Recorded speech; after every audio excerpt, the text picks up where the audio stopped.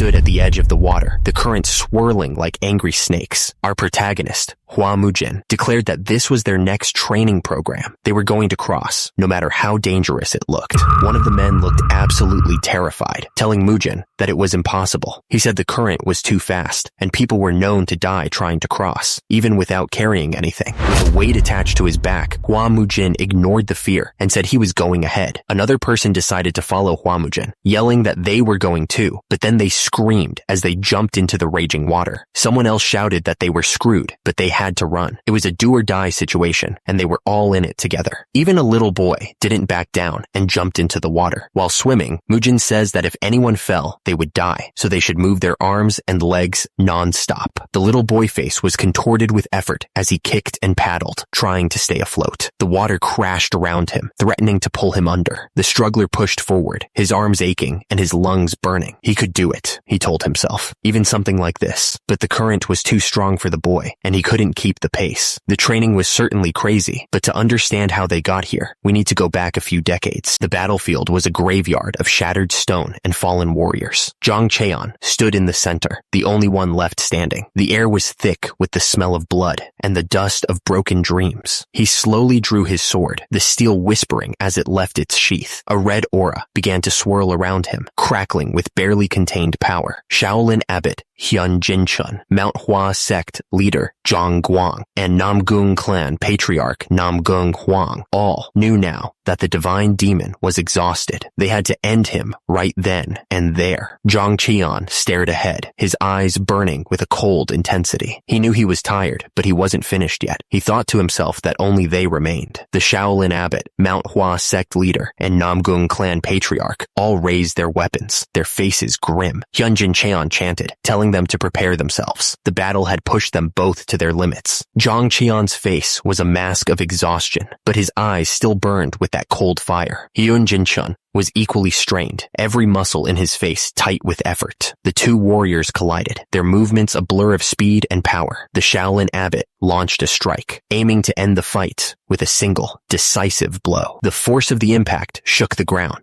The Shaolin Abbot, Hyunjin Cheon, looked absolutely furious as he unleashed his attack. He roared that Zhang Cheon was an accursed divine demon. Hyunjin Cheon channeled all of his energy into a single, devastating strike. He yelled the name of the technique, Heavenly Buddha Palm Strike. Zhang Cheon managed to raise his sword just in time, blocking the abbot's attack. The force of the blow still sent tremors through his body. Zhang Cheon was caught off guard by the sudden surge of power from Hyunjin Cheon. What? He thought, barely able to react to the incoming strike. Hyunjin Cheon, with a scream of fury, declared that he was going to kill Zhang Cheon right then and there. He didn't hold back, putting everything he had into the attack. Zhang Cheon, struggling to keep his ground, yelled for everyone to join the fight. He insisted that now was the time to strike. The air crackled with energy as the fighters prepared their next moves. The tension was so thick, you could cut it with a knife. Two powerful techniques were unleashed at once: Plum Blossom, Flash Strike, and Thunder Rolling Strike. The impact was going to be devastating. The attacker screamed that the target was going to die. He put everything he had into the slash, hoping to end it all. The attack hit hard, and the victim screamed in pain. Blood splattered as he felt the energy tear through him. The attacker gathered more energy, preparing another strike. He wasn't going to let up. The attacker brought his hands together, ready to strike. He said that the victim would be reborn in paradise. The victim looked up, completely shocked. He couldn't believe what was happening. Dark red energy started swirling around the figure. It felt like something terrible was about to happen. The two figures clashed, their swords meeting in a storm of sparks and energy. The force of the impact sent shockwaves through the air. The head fell to the ground with a thud. The system announced that Hyunjin Chun was dead. The two men looked up, their faces pale with shock. One of them stammered, calling the attacker a monster. The attacker unleashed another wave of energy. Someone shouted to fall back, sensing they were completely outmatched. The blade pierced through him, and he coughed up blood. He looked absolutely furious. The man's face was twisted in rage. He was the divine demon,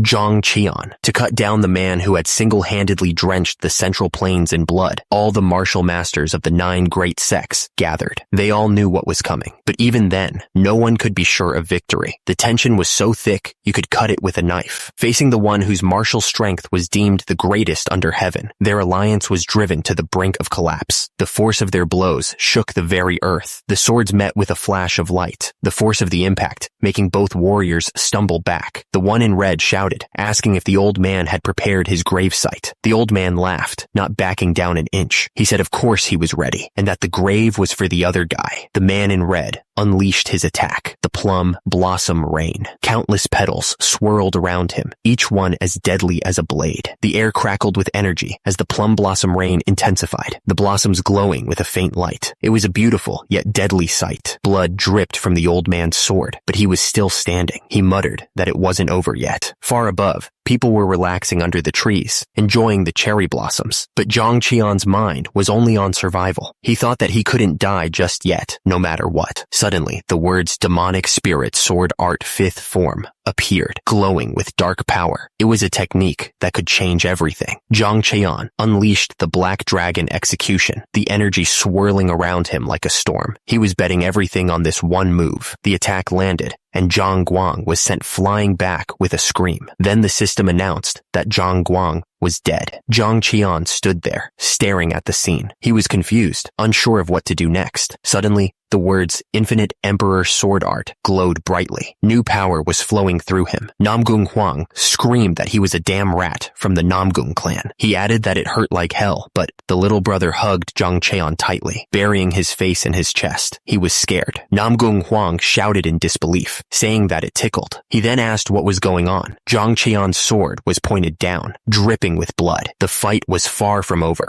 The fighters were lost in a storm of swirling red and black energy, moving so fast it was hard to tell who was who. It was a chaotic mess of power and desperation. Namgung Huang was covered in blood, his face a mask of pain and fury. He looked absolutely furious, like he was ready to keep fighting no matter what. Namgung Huang was sent flying backwards, crashing to the ground. He coughed, clearly in pain from the blow. Namgung Huang, lying on the ground, screamed, calling Zhang Qian a filthy demonic bastard. His voice was full of hate. Zhang Qian stood over Namgung Huang, his shadow falling over the defeated man. The fight was over, and Zhang Qian had won. Bolts of pure energy rained down, each strike carrying enough power to tear apart mountains. The air crackled with electricity. Zhang Qian was completely consumed by rage, his face twisted in a mask of pure fury. He was going to end this right here. Zhang Qian screamed for Namgung Huang to just die already. He was throwing everything he had into this last attack. Zhang Qian roared that Namgung Huang's stubborn life was ending right there. He looked absolutely determined to finish it. It was all getting clearer to Namgung Huang. He was seeing a vision of a family holding lanterns, their faces full of love. Yes, Zhang Qian declared that he was going to finish it, putting everything he had into this last strike. But then he stammered, clearly confused by something. Zhang Qian shouted that he said he was going to finish it, putting his whole body into the sword. He was going to cut through this cursed entanglement. Right then and there, the blades clashed, sending sparks flying everywhere. The force of the impact shook the ground beneath them. Zhang Qian grunted, his face contorted in pain. He was clearly taking serious damage. Zhang Qian coughed, blood splattering on the ground. He was barely standing, but he refused to fall. Blood splattered everywhere as the force of the attack ripped through the air. The impact was brutal, leaving a trail of crimson in its wake. The figure in red was sent flying backward, completely overwhelmed by the force of the blow. They were struggling to regain their balance, but it was clear they were in serious trouble. His face was contorted in pain as he fell through the air, completely defeated. He couldn't believe this was happening. The attacker stammered, clearly in shock. He couldn't understand how Zhang Qian was still standing after he pierced his heart. The attacker wondered if Zhang Qian had truly surpassed the limits of what a human could do.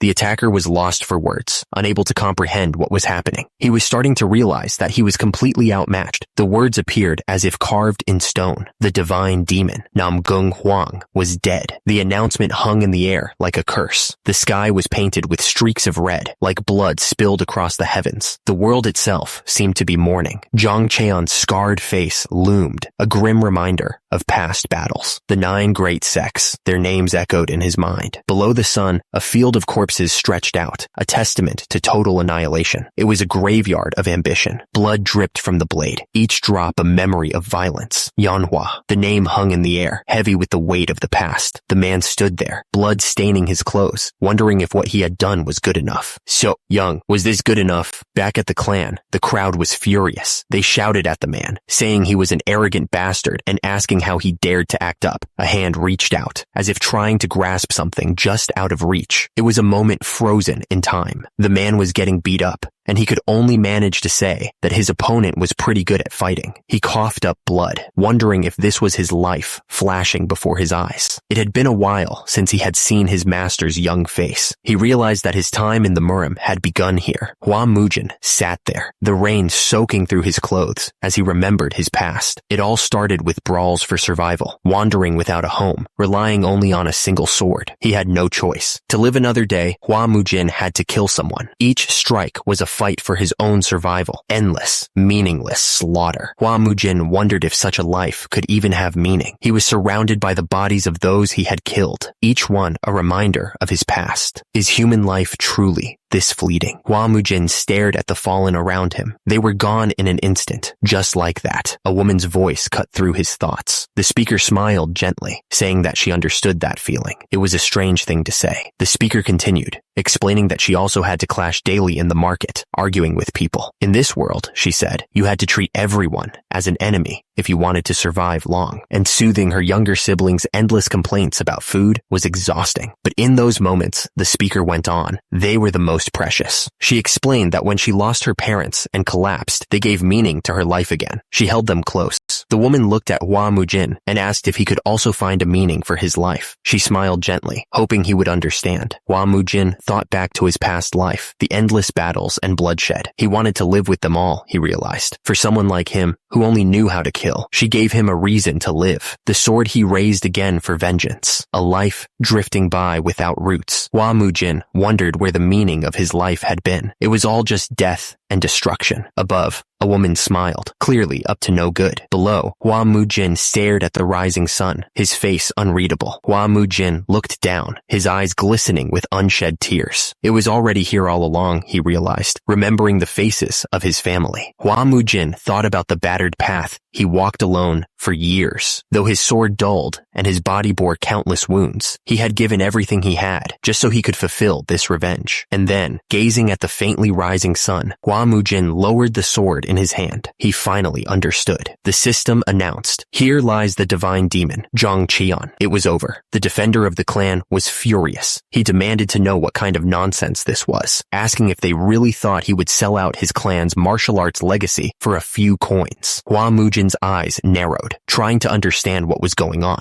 He muttered that this was all a racket, wondering if he was actually in hell. The announcer declared that since Hua Mujin's elder brother had suffered an unfortunate accident and couldn't continue the martial arts lineage, she would have her own son inherit the Flame Hua clan's secret martial arts. Hua Mujin was even more confused. He stammered, asking what was going on and if this wasn't hell. Little sister looked on, worried. Little brother shouted, denying everything. He insisted that his elder brother was still alive and well, questioning how the clan's martial arts could be given to outsiders. Little sister was furious. She yelled that they weren't even direct blood, insisting that their grandfather's martial arts had to stay within the Flame Hua clan, no matter what. Hua Mujin looked up, completely lost. He muttered, wondering who the hell these people were and what they wanted. Hua Mujin's lips curled into a sinister smile. He seemed to be enjoying the chaos, like he knew something the others didn't. Hua Mujin announced that this wouldn't end like this. He proposed a deal to the crowd, his voice echoing through the room. Hua Mujin continued, saying that he'd heard those two were so poor they couldn't even afford food, so he would wager money.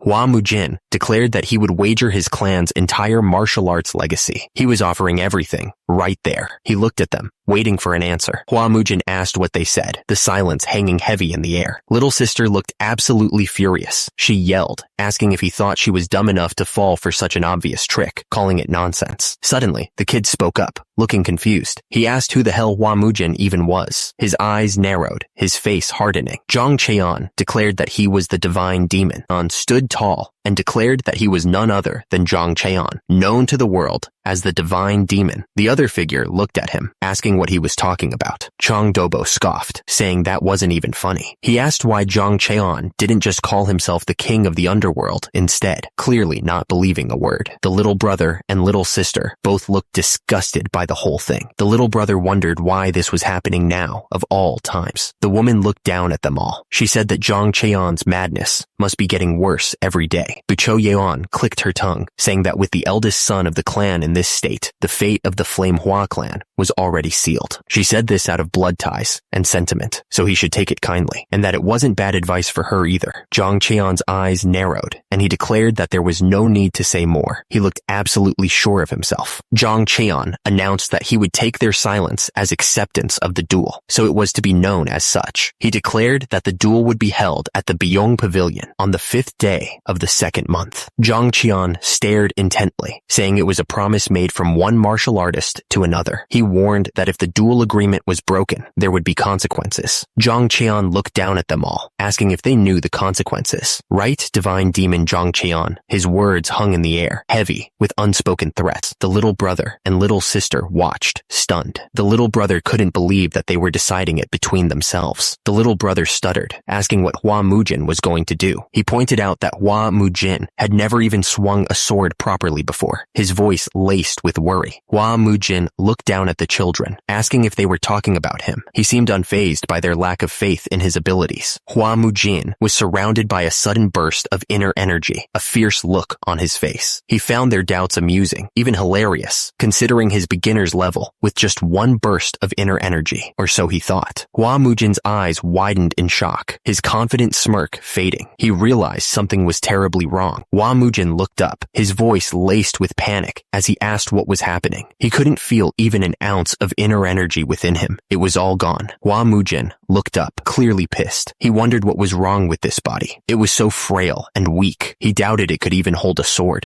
The little sister looked up at Hua Mujin, begging him to stop. She didn't understand what was happening. The little brother pleaded with Hua Mujin to come to his senses. He reminded Hua Mujin that even in his madness, he was still their brother. He couldn't believe Hua Mujin would just sit there and take it. The little brother was furious. He demanded to know how anyone dared call their brother a fool. The little sister tried to apologize, but he wouldn't let her. The little sister, tears streaming down her face, suddenly screamed. She blamed Hua Mujin for the death of their mother and father. The little sister turned and ran, clearly scared. She didn't even look back as she took off. The man told the little sister that he understood. He added that she often lost herself like this, and he asked for everyone's understanding. The man then announced that he would take his leave. He turned and walked away. Hua Mujin thought to himself that even the children treated him like a madman now. He found this absurd, truly so. The sun began to set, casting long shadows across the courtyard. The sky was turning orange, but Hua Mujin felt nothing but cold inside. Hua Mujin stood in front of the stone monument, his mind racing. He remembered something, and he started to speak. Hua Mujin recalled that he clearly cut through the Namgung clan patriarch's head. He still felt the sensation of his heart being pierced, making it hard to breathe. He even fulfilled vengeance for Yeonhwa and her siblings. Hua Mujin thought he should have closed his eyes peacefully, but now he was inside this body. Hua Mujin looked around, trying to understand. How the hell did this happen? He stared at the children, wondering who they were and why they looked like Sok and Young. Hua Mujin was getting annoyed. What nonsense was this?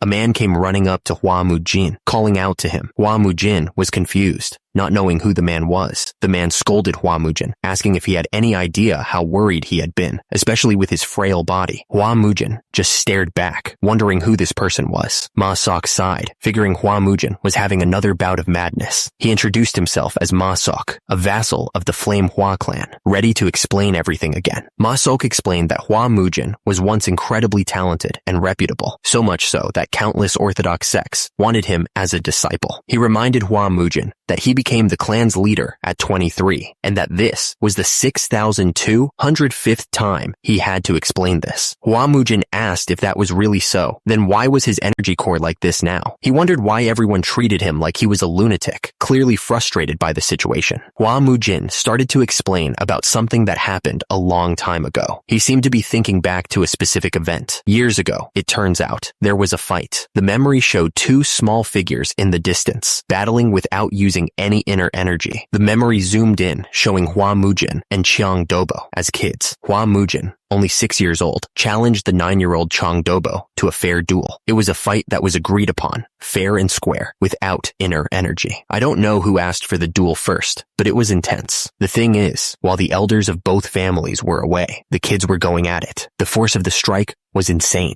The two of them fought each other, throwing punches. Young Hua Mujin ended up falling backwards. The fight between the kids was really intense. Their fists were flying, clashing together with a loud crack. Chang Dobo was blocking every strike. He was quick and precise. Chang Dobo told Hua Mujin that he really was the promising genius, admired by the orthodox sects, showing honest, unarmed skills. He then asked what Hua Mujin was saying all of a sudden. Hua Mujin looked up at Chang Dobo, calling him a fool. He looked absolutely furious. A fist, crackling with blue energy, was coming right at him. It was like a lightning bolt ready to strike. The impact sent him flying through the air. He crashed through the trees. The wind knocked out of him. Feet landed hard on the ground, digging into the dirt. The force of the landing echoed through the area. Hua Mujin coughed, blood dripping from his mouth. He asked, confused, why Chang Dobo had used the 7 wounds fist strike when they were supposed to fight without inner energy. Chang Dobo stumbled backwards, his expression a mix of pain and regret. He asked Hua Mujin if he still considered him a friend, even after all this. Hua Mujin was a mess, bloodied and bruised. Chang Dobo's voice echoed in his mind, explaining that the 7 wounds fist strike passed down by the Kongdong sect was no joke. Even if you only get hit once, Chang Dobo went on, saying he'd recently tested it out on a senior brother who was getting cocky. Apparently, 1 strike was enough to leave him bedridden. Chang Dobo's fist crackled with that same blue energy, ready to strike again. He sneered, wondering how Hua Mujin would handle another hit. Hua Mujin thought to himself that this was the reason they called him insane. If they thought his condition was just an after effect of the 7 wounds fist strike, it made sense. Hua Mujin was starting to get pissed. He thought it was insane that Ithahusin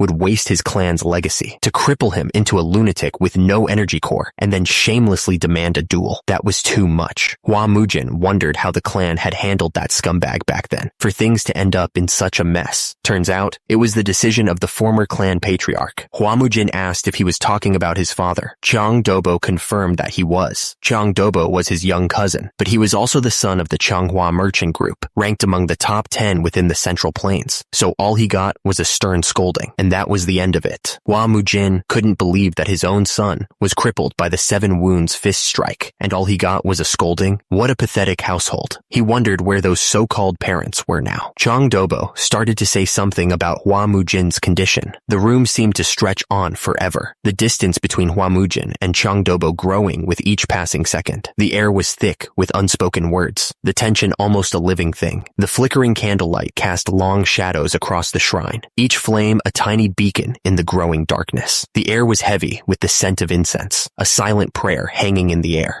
Chang Dobo continued, explaining that things had only gotten worse over time. Hua Mujin's father had gone deep into debt, trying everything he could to cure his son's madness. Chang Dobo continued, explaining that 9 years ago, Hua Mujin's mother's illness worsened and she passed away. 3 years later, burdened by debt, his father also died. Hua Mujin listened in silence, his mind racing as he tried to piece together the fragments of his past. His face was unreadable, but inside, a storm of emotions raged. The 3 of them stood silently before the shrine, the flickering candles casting long shadows that danced across the floor. The weight of their shared history hung heavy in the air, a bond forged in loss and hardship. He was a child who ruined his clan, a son who became the reason for his parents' death, and a brother who put his younger siblings in a tough spot. The weight of those words pressed down on him, each syllable a hammer blow to his soul. The flame Hua clan's reputation had ended with him. All that remained at the Bamboo Forest Temple were debts incurred for his sake, 2 loyal retainers, and a handful of martial artists. It was a bleak picture of an once proud clan reduced to nothing. And there were his younger siblings, Hua Dojin, the younger son, and Hua So Yeon, the daughter of the Flame Hua clan. They were his responsibility now, whether he wanted it or not. It was all his fault that their mother and father were dead. The accusation hit him like a physical blow, the raw pain in his sibling's voice cutting deep. He stood there, unable to defend himself against the truth of their words. One sickness had destroyed their entire household, taking everything from them. No wonder the little sister, Hua So-yeon, was so furious, her face a mask of grief. Miles away, the night was silent, the stars twinkling above a lone building. The only sound was the gentle breeze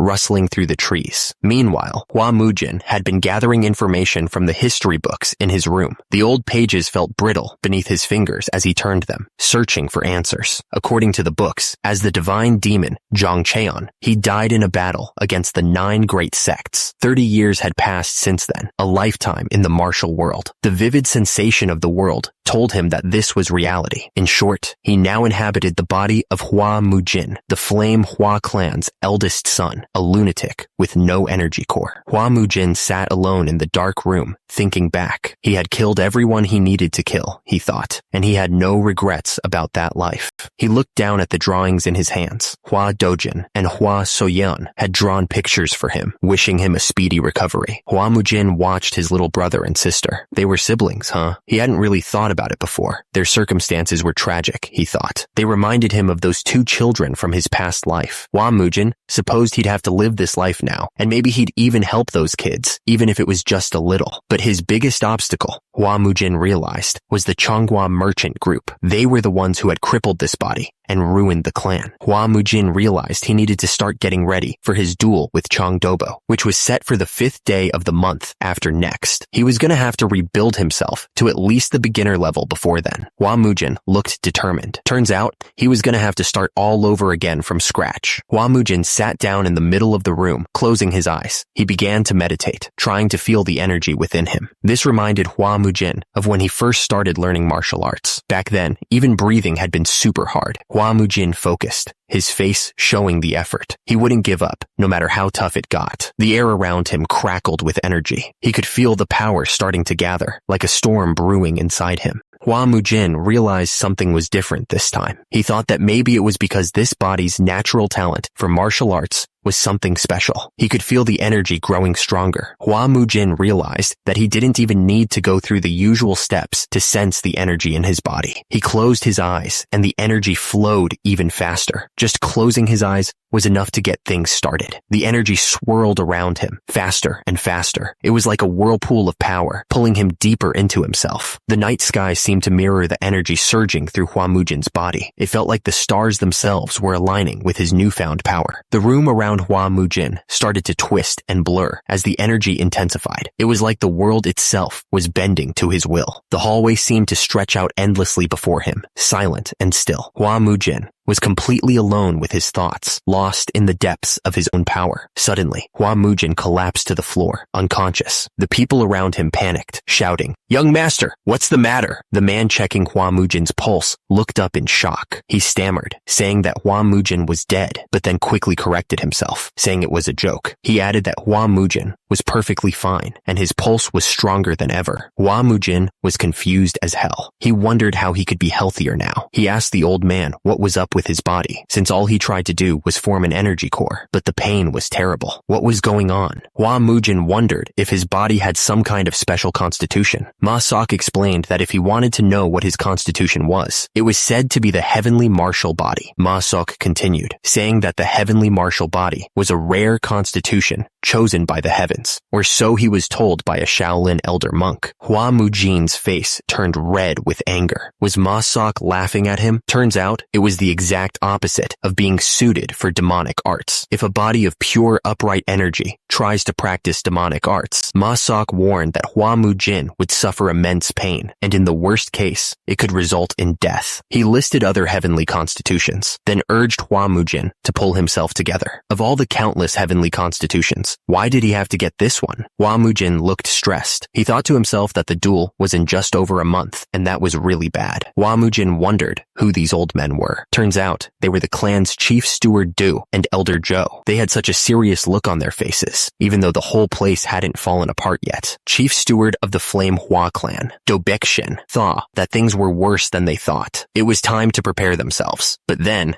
elder of the Flame Hua clan, Zhou Huanbong, coughed up blood. Someone shouted that young Master Hua couldn't die yet. Hua Mujin shouted back that he wouldn't die, calling the guy a fool. Outside, the rain poured down on the town, but inside, someone was shouting at Hua Mujin, yelling that he had been laying down for 3 days. Hua Mujin looked down at himself, annoyed. He thought that if this body didn't get stronger, he'd die before the duel even started. Hua Mujin told the person to shut up, complaining that they were making his head ring. More importantly, He declared that he'd need a sword if he was gonna duel. The speaker pointed at the other man, looking absolutely furious. He commanded him to go and get a few swords immediately. The subordinate looked worried, wondering where they'd even get the money for a sword. He thought that this whole household was broke. Hua Mujin explained that they were currently being pursued by an unorthodox sect called the Bangho sect. He added that they had a ridiculous amount of debt because of the sect's crazy high interest rates. Hua Mujin took a breath and realized they were a fallen clan. He declared that the money problems had to be resolved first before anything else. Hua Mujin asked if their debt was already large. Would a bit more really hurt? The other man looked at him, completely shocked by what he was hearing. The other man asked if Hua Mujin was crazy to even suggest loaning more money. Hua Mujin told him to shut up and write up a letter to the two elders right away. Hua Mujin smirked, announcing that he was going out on a walk. He seemed to have something else in mind. The man looked absolutely shocked. He couldn't believe that young Master Hua had gone to the Bangho sect again. The other man didn't seem nearly as concerned. He figured the Bangho sect would just kick Hua Mujin out, but the first man wasn't so sure. He was more worried that the social sect might make their move. Nearby, the Bangho sect building loomed, a dark reminder that they were nothing more than loan sharks. Hua Mujin didn't waste any time. He told the big guy to tell his leader that Hua Mujin of the Flame Hua sect wanted to see him. Bangho sect guard Kong Noho wasn't impressed. He told Hua Mujin to cut the nonsense and get inside if he was there to gamble. Hua Mujin wasn't backing down. He demanded to know why he couldn't see the leader and told the guy to bring him his superior. The Bangho sect guard stammered, saying that their young master was a bit sick. Suddenly, a new voice cut through the air. The Bangho sect member wanted to know what all the commotion was about. The first guard quickly explained that Hua Mujin wanted to see the sect leader. He then asked the newcomer if he was Hua Mujin's superior. The Bangho sect member turned his attention to Hua Mujin, asking why he wanted to meet the leader. He figured it was to loan even more money. The Bangho sect vice leader Ma Jungbo stepped forward. He said that if Hua Mujin was just a customer, there was no need to see the leader at all. The doors to the Bangho sect were wide open, the building brightly lit against the dark sky. A voice called out, inviting them to come on in. Hua Mujin continued forward, ignoring the growing sense of dread. One of the guys with him begged him to turn around. He said he had a bad feeling about all this, especially now that they had made it this far. The guy went on, explaining that Granny Shin had seen the Bangcho sect beat some poor martial artist just a few days ago. He added that in the blink of an eye, the martial artist's chest was split open. Apparently, the attacker knew the Black Hand Twin Killer power, Heavenly Martial Moon Slaying Arts. Hua Mujin stopped, curious. He asked what was so special about the Black Hand Twin Killer power Heavenly Martial Moon Slaying Arts. He wanted to know what the big deal was. The air grew heavy, filled with an unsettling feeling. Something bad was about to happen. He could feel it. The leader of the Bangho sect spoke, his voice echoing through the room. He said that Hua Mujin's servant seemed to catch on faster than he did. The leader added that it was too late for them to head back now. The Bangho sect members drew their swords, ready to attack. The leader gave the order for the fight to begin. The air crackled with tension as the two sides prepared to clash. The Bangho sect leader continued, his voice laced with sarcasm. He asked if this was Hua Mujin's intention from the start. He added that he couldn't beat the trash out of the eldest son of the Flame Hua clan in a place where everyone could see. The Bangho sect leader sneered, his words dripping with disdain. He said that for someone who wasn't even paying back interest, Hua Mujin had no shame. He added that he didn't intend on letting Hua Mujin leech off of them like his parents did. Hua Mujin's companion fell to his knees, begging for mercy. He apologized for coming there and pleaded for the Bangho sect to spare Hua Mujin's life. He asked what the leader meant by like my parents. Hua Mujin looked at the Bangho sect leader and said that he didn't have any parents. The statement hung in the air, heavy, with unspoken meaning. The cavern was silent, save for the dripping of water from the ceiling. The Bangho sect members surrounded Hua Mujin, waiting for his next move.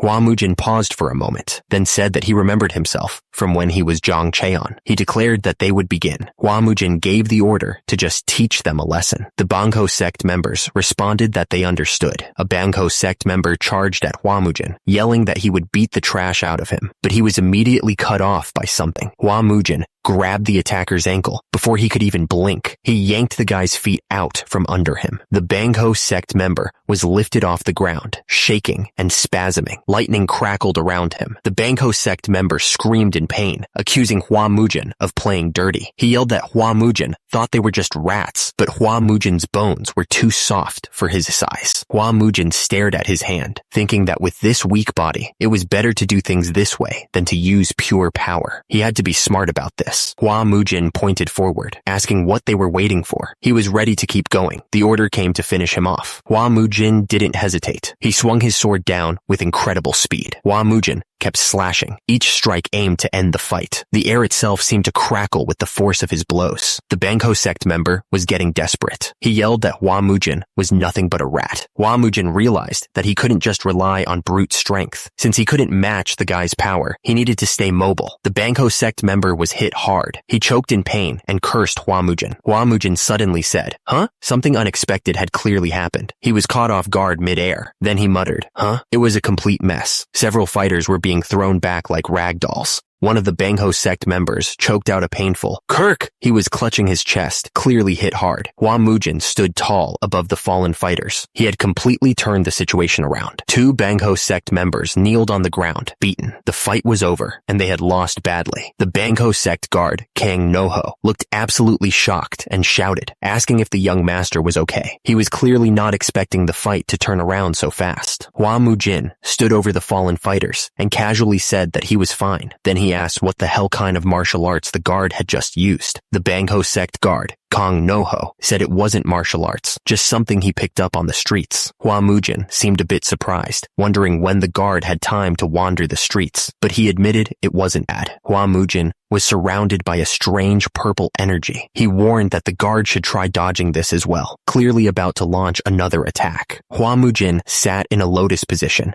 completely still. The energy around him pulsed, showing he was in total control. Hua Mujin looked down in confusion. He noticed a coin lying on the ground and wondered what it meant. Bangho sect vice leader Ma Jungbo arrived, shouting at the other guards to get lost. He said he would handle Hua Mujin himself. Hua Mujin shouted, asking if it was that hard to just talk to their leader. The Bangho sect vice leader Ma Jungbo replied that the leader wasn't someone Hua Mujin was allowed to meet. Bangho sect vice leader Ma Jungbo didn't waste any time. He yelled that Hua Mujin would be crushed and launched himself forward. The impact was intense, sending a shockwave through the air. Everything was engulfed in a blinding flash of light. Hua Mujin was surrounded by a whirlwind of energy, glowing with power. He stared down at his hand, shocked to see a chopstick in his grip. A chopstick? He thought. Hua Mujin stared at the chopstick, a grin spreading across his face. He said that he didn't have a sword, so he just brought a substitute, but it wasn't bad. The chopstick and sword clashed, sending sparks flying everywhere. The force of the impact echoed through the air, shaking the ground beneath their feet. Bangho sect vice leader Ma Jungbo stared in disbelief. He thought that Hua Mujin was using some never-before-seen martial arts. Hua Mujin saw an opening, a gap, he thought, ready to strike. Bangho sect vice leader Ma Jungbo was stunned. How could Hua Mujin not only block a sword with chopsticks, but also find an opening? Bangho sect vice leader Ma Jungbo swung his sword with a shout. He was absolutely furious. Hua Mujin smirked. He warned that if you underestimate chopsticks, you might end up regretting it. Hua Mujin moved with impossible speed, the chopsticks a blur in his hands. He said that you might end up shitting yourself if you weren't careful. Bangho sect vice leader Ma Jungbo stumbled back, shocked by the force of the attack. He couldn't believe Hua Mujin had so much power.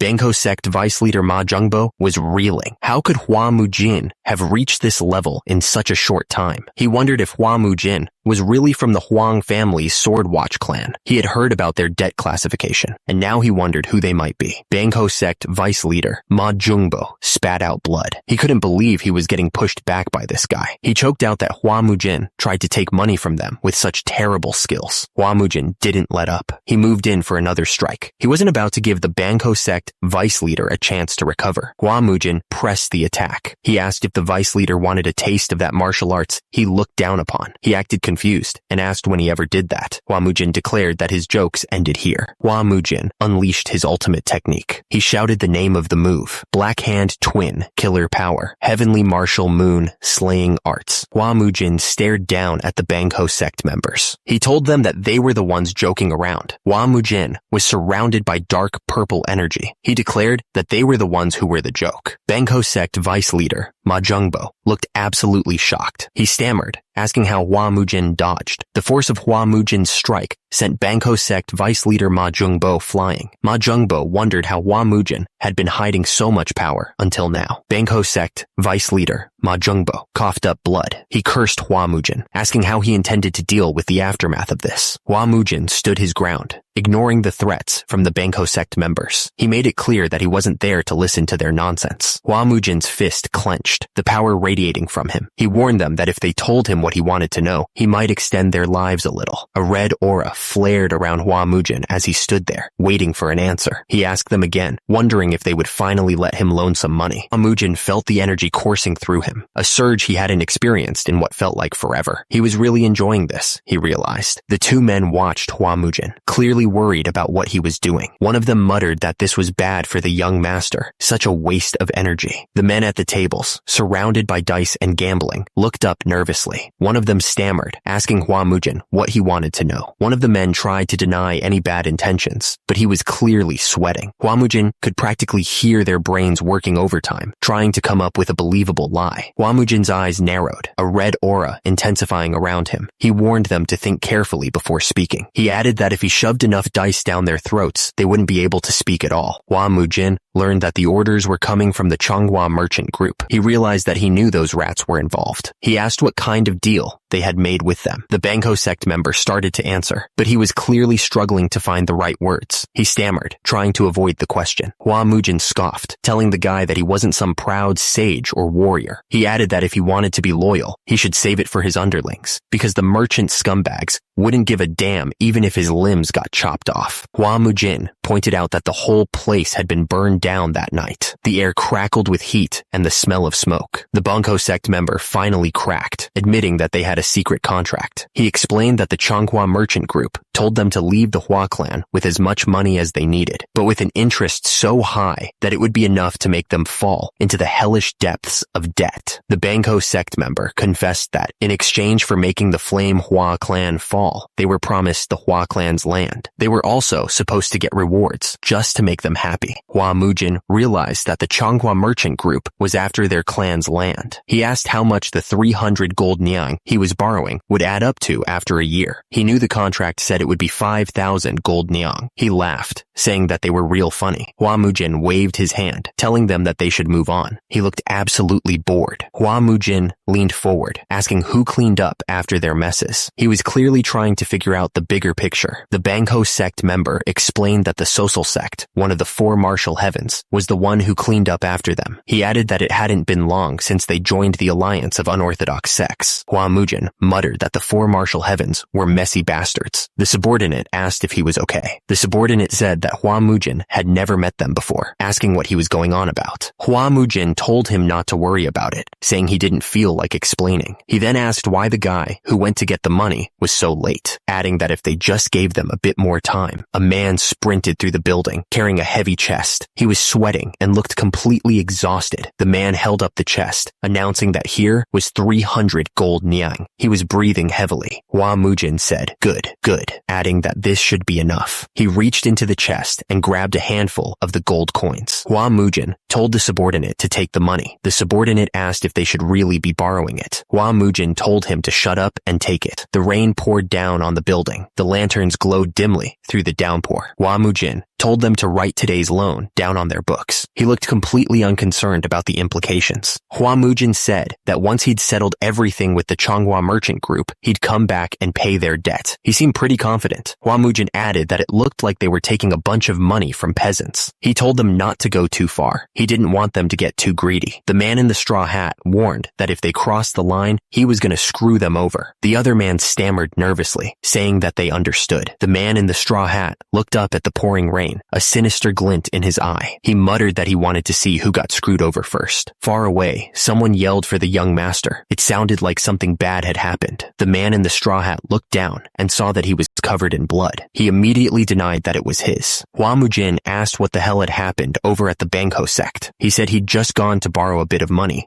because he heard they were in need. The man in the straw hat told the other man that they needed to feed their martial artists well. He was worried that they'd all run away if they didn't get enough food. The man with the treasure chest was asked where he'd stolen it from. The other man was suspicious because there was no way the Bangho sect would lend them anything. He told him to make sure to write it down in their books, though. Hua Mujin told them that they just needed to worry about feeding and clothing his siblings well. He wished Chief Steward good luck with a smile. One of the men wondered if the other had heard of a disease that made someone go mad like that. They were clearly talking about Hua Mujin. In the darkness, a hand struck a match and lit a candle. The small flame flickered, casting long shadows across the room. The room was silent, lit only by the flickering candles on the altar. Hua Mujin stood there, ready to make his prayers. Hua Mujin admitted that he wasn't sure what to say, since he never had parents. Hua Mujin assured his siblings that the money issues were somewhat resolved. He promised them that he would take good care of them and the servants so they could rest easy. Hua Mujin casually mentioned to his siblings that he had promised to fight some idiot named Chong Dobo in a few days. He said it was for some secret scroll of their clan. Hua Mujin grinned, telling them not to worry. He was going to break that Chong Dobo's neck, he declared. The altar was quiet, the only sound being the soft crackle of the candles. The flames danced, casting shadows on the walls. Under the moonlight, the building stood tall. The night was silent, with only the wind whistling through the trees. The men wondered what Hua Mujin had ordered. They were curious and eager to see what all the fuss was about. The workers finally finished moving the heavy boxes. One of them said that it felt like his spine was going to snap. He suggested they grab a drink and relax. Hua Mujin rushed in, asking if it was here. He looked impatient. The weights were all present, and the labels were correct. He could see that there was a 30, 48, and 66 kilogram weight. Hua Mujin asked what he would even use these for, since the warriors carrying them were struggling. He figured he'd need a sword for something. Hua Mujin said he was obviously going to swing it. He figured he'd start with an easy 50 jin. Someone asked Hua Mujin if he was really going to swing that heavy thing. It looked like he was struggling. Hua Mujin realized he couldn't even raise 50 jin. He figured this might be the case, but he was clearly frustrated that his body was so weak. Hua Mujin strained every muscle in his body to lift the weight, but it wouldn't budge. But he refused to give up, no matter how hard it was. Hua Mujin grunted, finally managing to lift the sword a little, using both hands. He was still struggling, but at least he could pick it up somewhat. Hua Mujin told Ma Sok to stop staring and do as he was ordered. He was clearly annoyed by the constant attention. Hua Mujin told Ma Sok to make sure to include lots of meat in his meals. He couldn't help but worry about getting enough nutrients. Hua Mujin gripped the sword tightly, his knuckles turning white. He was determined to get stronger, no matter what it took. Hua Mujin held the sword high above his head, but he only had 2 weeks before the duel. He had to get stronger and fast. Hua Mujin realized that his body was the heavenly martial body, the polar opposite of the demonic arts he had mastered before. So, he figured he had no choice but to learn the martial art of his master's friend, the peerless 9 swords. Hua Mujin swung the sword with all his might, trying to get a feel for the new style. Each movement was awkward, but he kept pushing himself. Hua Mujin knew this was his only way out. He had to master this new style if he wanted to survive the duel and protect his clan. The sickle sliced through the air with amazing precision. The person holding it clearly knew what they were doing. The man played his instrument, but he seemed distracted. He was thinking about the rumors he heard. He wondered aloud if Hua Mujin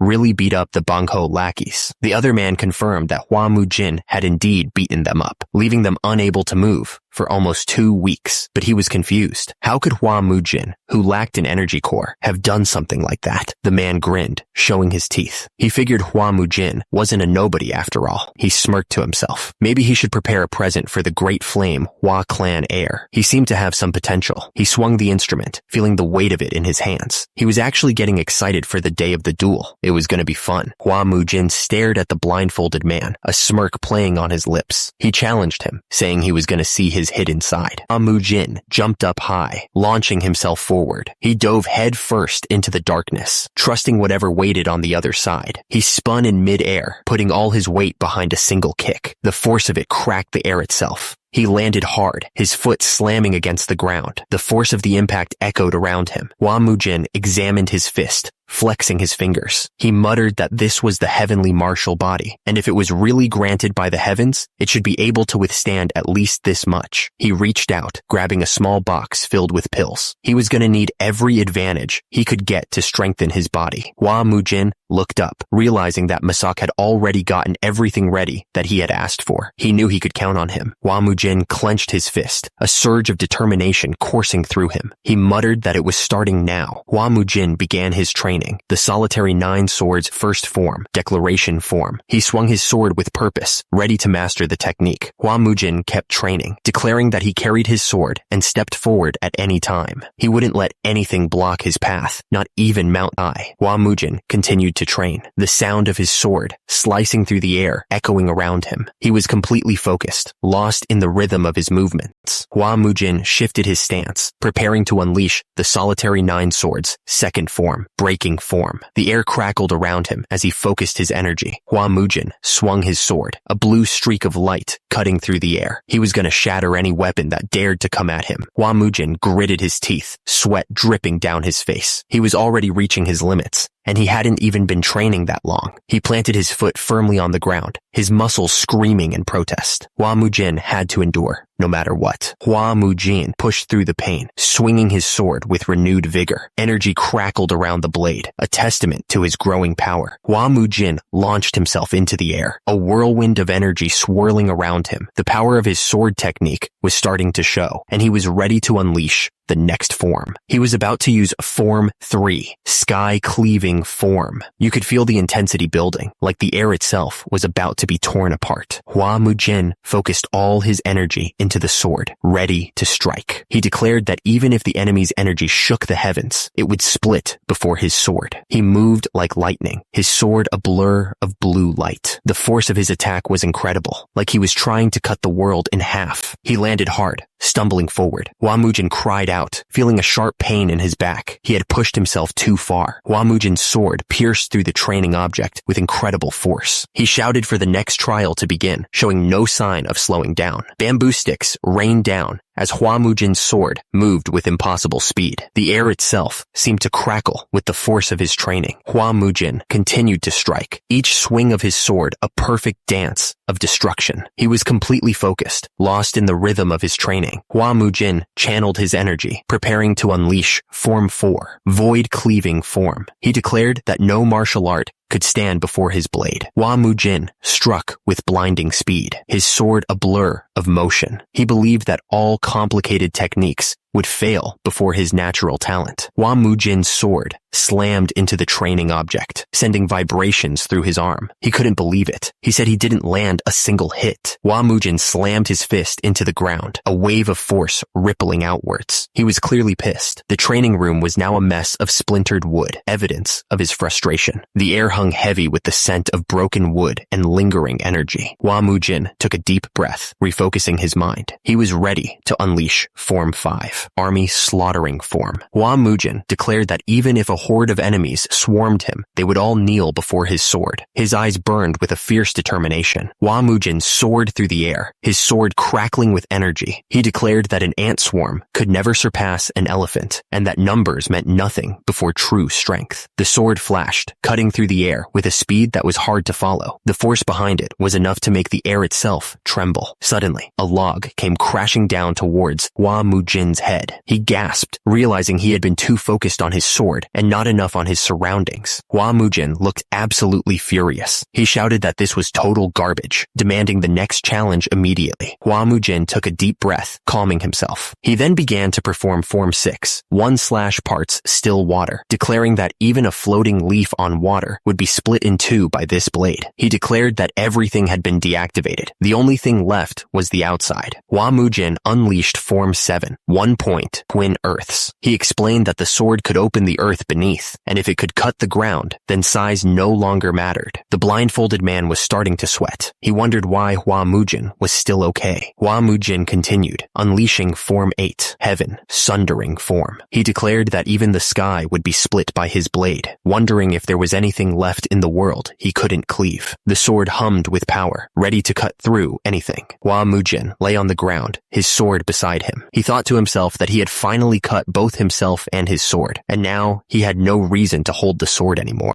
The blindfolded man's eyes twitched. He realized that in the end, Hua Mujin's skills were just mimicry. The blindfolded man's hand tightened around the hilt of his sword. The air crackled with anticipation, ready for the next strike. Hua Mujin stood with his little brother, telling him that this was the final form, self-cleaving form. He asked if the boy had memorized it, but the little brother replied that he had, but wondered if an unworthy sword style like that deserved to be called a sword art. Little brother continued, saying that even the explanations were unbearably cringy. He thought cutting earth, sky, your sword, and even yourself sounded like something a kid made up trying to sound cool. The blindfolded man looked serious. He said he wouldn't deny what little brother had said, but then asked if his close friend's sword legacy should really end like this. He wanted Hua Mujin to take it up instead. The blindfolded man continued, saying that the swordsman was the only one who could stand toe-to-toe with him. He then asked how that was even possible with no inner power. The blindfolded man explained that the swordsman probably used moving internal skill. He added that the swordsman had insisted it be passed on to someone not part of any sect, because those within the sect couldn't fully learn it. Little brother scoffed, asking if the blindfolded man was talking about moving internal skill. He called it a trash tier method. The blindfolded man snapped, telling little brother to shut up and accept that that's how it was. Little brother reluctantly replied, "Fine, okay." The blindfolded man kept explaining that if he swung the sword style 1,000 times, his body would start changing. He said that after 100,000 swings, sword aura would appear, and after 1,000,000 swings, almost no one could beat him. That's what the swordsman had told him anyway. Hua Mujin asked if practicing 1,000 times a day meant he'd master the technique in 3 years. He then wondered if the swordsman had really been as strong as the blindfolded man. The blindfolded man admitted he couldn't say for sure, but a fight between them would have ended in death. Hua Mujin was curious what kind of man the swordsman had been. He wondered about his life and his motivations. Suddenly, someone punched Hua Mujin hard, sending him sprawling. The attacker was on top of Hua Mujin. He stammered, relieved that Hua Mujin was all right. He had been worried when Hua Mujin didn't get up right away. He then threatened to kill him if he hit him again. Hua Mujin woke up, annoyed that he'd fainted after just one sword form. He realized he wasn't even doing 1,000 swings a day yet, and he knew he still had a long road ahead. He figured it was late, so he might as well eat. A tray was placed in front of him, piled high with steaming pork. There was also a bowl of rice and a small dish of sauce. Hua Mujin asked if it was pork. The other man explained that he had asked for meat side dishes the day before. He added that it had been so long since they'd had meat, so they should enjoy it. Hua Mujin declared that starting tomorrow, he wanted beef. The other man looked surprised, asking, "Beef?" Hua Mujin confirmed it, saying beef would build muscle better. Hua Mujin said that if money was an issue, he should use the funds from the loan syndicate. He told the other man not to worry and that he'd borrow more later. He added that until he fought Chong Dobo, he'd be eating 3 meals a day. The other man asked when Hua Mujin had started learning that martial art, and Hua Mujin asked if it was weird. Masak said it was weird that a guy who couldn't even function like a normal person was suddenly mastering sword techniques. Hua Mujin just kept eating. Masak said he was amazed. He mentioned how Hua Mujin didn't know any martial arts before, but then he used a chopstick to beat up the guards of the loan syndicate, and now he had this crazy sword style. Hua Mujin said he'd already told his siblings, so he figured telling Masak didn't matter. He seemed calm about it. Hua Mujin revealed that he wasn't really the eldest son, Hua Mujin. He claimed his real identity was the divine demon. Masak looked like he was about to say something, but Hua Mujin cut him off, saying he only worried about one thing. Hua Mujin feared that someday, like before, he'd lose his memory again and change into someone else, and then disappear without a word. The thought terrified him. Masak looked worried and grabbed at his shirt, asking if Hua Mujin was thinking of abandoning the Yomhwa clan. He seemed genuinely concerned. Hua Mujin sat there calmly and said he would never abandon the clan, not until Yonma became the strongest martial family in Sichuan. He added that he didn't really have anything else to do, and then repeated himself, emphasizing that he meant the strongest in Sichuan. Masak looked at him like he was crazy. He thought it was ridiculous that Hua Mujin was talking about making the clan the strongest. Hua Mujin just flicked Masak on the forehead, clearly annoyed by his disbelief. Hua Mujin told Masak to get out if he was done yapping. Masak, looking a little hurt, said, "Fine, fine, and started to leave. The wind howled around him, but he didn't seem to notice. He was all wrapped up in bandages, like he'd just gone through hell. Hua Mujin was surrounded by this crazy blue energy. He was thinking that being the strongest in Sichuan should be enough for him. Someone started pouring tea, the hot liquid steaming as it filled the cup. It was a moment of peace before everything went down. The guy at the table was talking about the duel. It was supposed to happen in 10 days between Chang Dobo and young master Hua Mujin. He seemed pretty focused on it. The bearded guy with glasses was sure that Chang Dobo was going to try to kill young Master Hua, and after that, he figured Chang Dobo would be after the Yom Emperor's inheritance. Masak suggested they just run away before the duel even happened. He asked Hua Mujin to think carefully about his decision. Masak was sitting in a room, waiting for Hua Mujin's answer. Masak declared that he wouldn't let the last two members of the family get hurt. He looked determined, like he was ready to do anything to protect them. The two kids stood behind him, listening intently. Hua Mujin stood there, sword in hand, ready to train. The air around him seemed to crackle with energy, like he was about to unleash something big. Hua Mujin swung the sword, putting all his strength into it. He thought to himself that just swinging a sword every day had built some muscle on his arm, and he'd finally reached the point where he could swing a gliniron sword with one hand. But he wondered why his sword technique was still unstable. Hua Mujin paused, wiping sweat from his forehead. He remembered that there was only a week left until the martial arts competition. Someone off to the side mentioned that he was still training hard. The little brother and little sister stood there, looking up at Hua Mujin. The little brother asked what had brought them there. Hua Mujin told them it was dangerous, and they should go play somewhere else. He admitted he'd been worried and had been watching them for a few days, thinking he might be overdoing it with his training. The little sister stood there, with tears in her eyes, confessing that Hua Mujin was doing this because of her harsh words. She sobbed, saying it was all her fault that their parents had died, because she had been so angry at that time. The bandaged man watched the children with a sad look on his face. He mumbled that whenever he saw kids like them, he was reminded of someone. The little sister looked up, trying to offer some comfort. She told him it was fine, and he shouldn't worry about it. The little brother started copying Hua Mujin's stance, trying to mimic his movements. He exclaimed that Hua Mujin's stance was incredible, and he looked like a real martial artist. The little sister giggled, pointing out that the little brother's stance was completely different from Hua Mujin's. The bandaged man watched them, thinking the kid was cute, as he tried to imitate Hua Mujin. Hua Mujin watched the kids, and it reminded him of when he trained with his master. He told them to stretch more. Hua Mujin's master told him that when swinging the sword, he should exhale as long as possible and absolutely not rush. Then, when returning to position, he needed to inhale slowly and shortly. Hua Mujin confirmed that he understood. He remembered his master saying that the most important thing in the solitary 9 swords was the breathing method of the pupil. Hua Mujin realized he had forgotten his master's words. He clenched his fist. Hua Mujin said not to worry about anything, because he would definitely win. He looked absolutely determined. The bandaged figure told the little brother and little sister to go back to their room now. There was something in the way he said it that made them both flinch.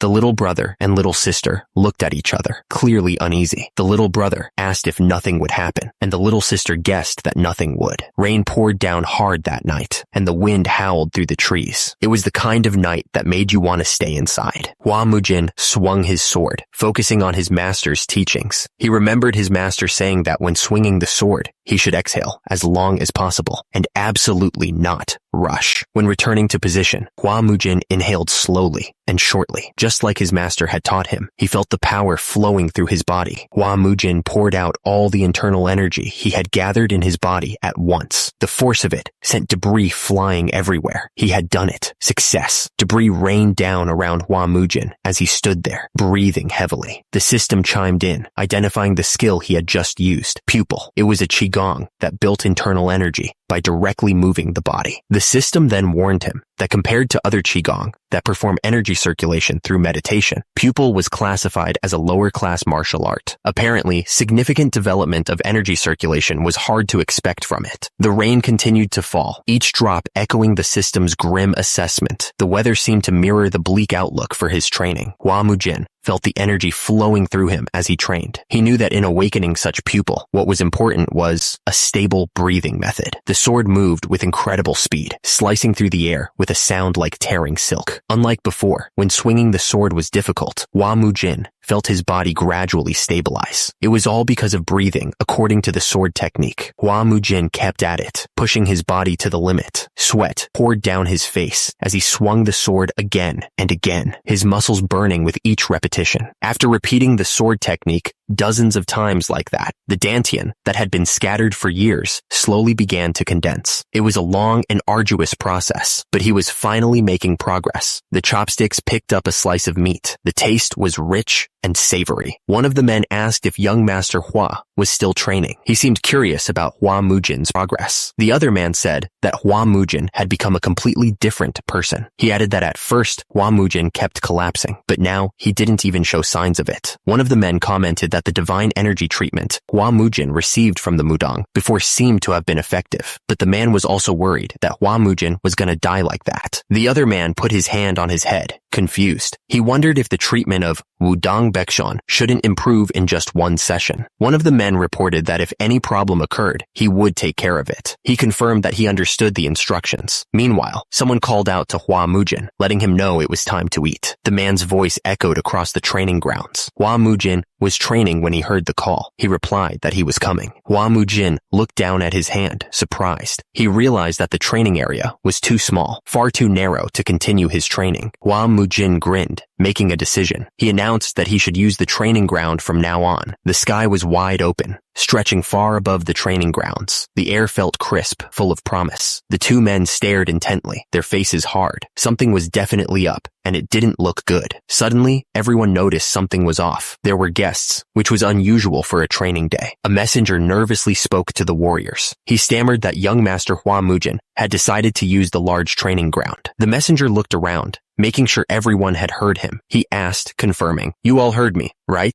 HWA Mujin announced that he needed to train alone, so he'd be using the large training ground for a while. He added that everyone else's should use the other training ground nearby. One of the warriors scoffed, asking what this half-dead corpse was even saying. He added that just swinging a sword didn't make anyone a martial artist, especially without even a drop of blood on the blade. HWA Mujin noticed the looks in their eyes and said that they were quite challenging. Even if he was the young master, this was sudden. Kyeolboin called out to everyone to step back. He said that since young master HWA Mujin had decided to train in martial arts, they should give him space. Kyeolboin watched HWA Mujin and thought to himself that the madness had erupted again. One of the warriors walked away from HWA Mujin, calling him a dull talent and telling him to stop. From the ground, HWA Mujin looked up at the warrior, clearly annoyed. HWA Mujin stared at the warrior and said if he had complaints, he should say it to his face. He added that only cowards bottled things up. The attacker looked back at the group and asked what he was suggesting. He said that among people who ate by the sword, what could they do if there were complaints? HWA Mujin stared intensely at the attacker. He wasn't going to back down. HWA Mujin grabbed his sword and said that they had to fight it out. He looked absolutely ready to beat the warrior. The attacker looked down at HWA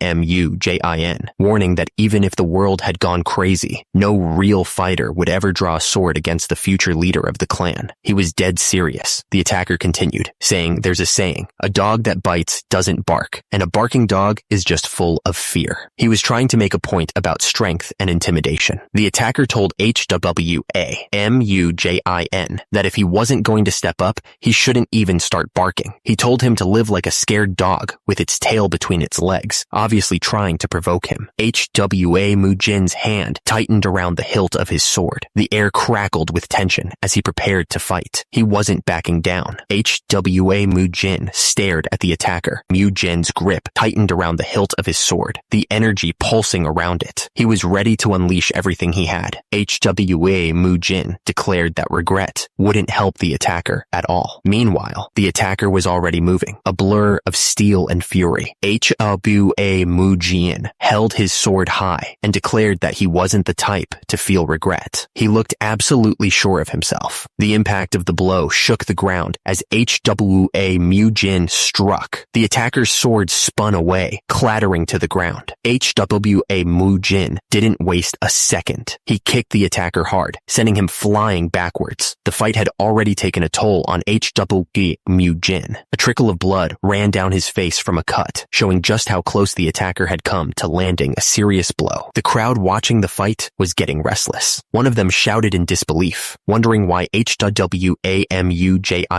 was fighting without his sword. He also questioned what those moves were. Hwamujin dodged and weaved between the attacks, avoiding the strikes. He moved with a strange grace, like he was dancing between the blades. The crowd's frustration grew as Hwamujin continued to dodge. One of the spectators yelled at young master Hwamujin, telling him to stop dodging and face the attacks with his sword. Hwamujin gripped the sword tightly, looking at the person who had yelled at him. He agreed that he was right, and it was time to stop dodging. The attacker reached out, his hand surrounded by a strange red energy. He shouted that it had been 25 years since he entered the clan, and now it was all young Master Hwa's fault that the clan had fallen so low. The attacker's grip tightened around his shield. He was ready to attack again, and he looked absolutely furious. Young Master Hwa held two swords, pointing down. The attacker questioned how he could preach about martial arts after everything that had happened. The bearded man watched the fight with narrowed eyes. He looked like he was ready to jump in at any moment. The attacker yelled at young Master Hwa to know his place. He charged forward, ready to strike, but young Master Hwa met him head on. Young Master Hwa unleashed the solitary 9 swords, second form. The air around him crackled with energy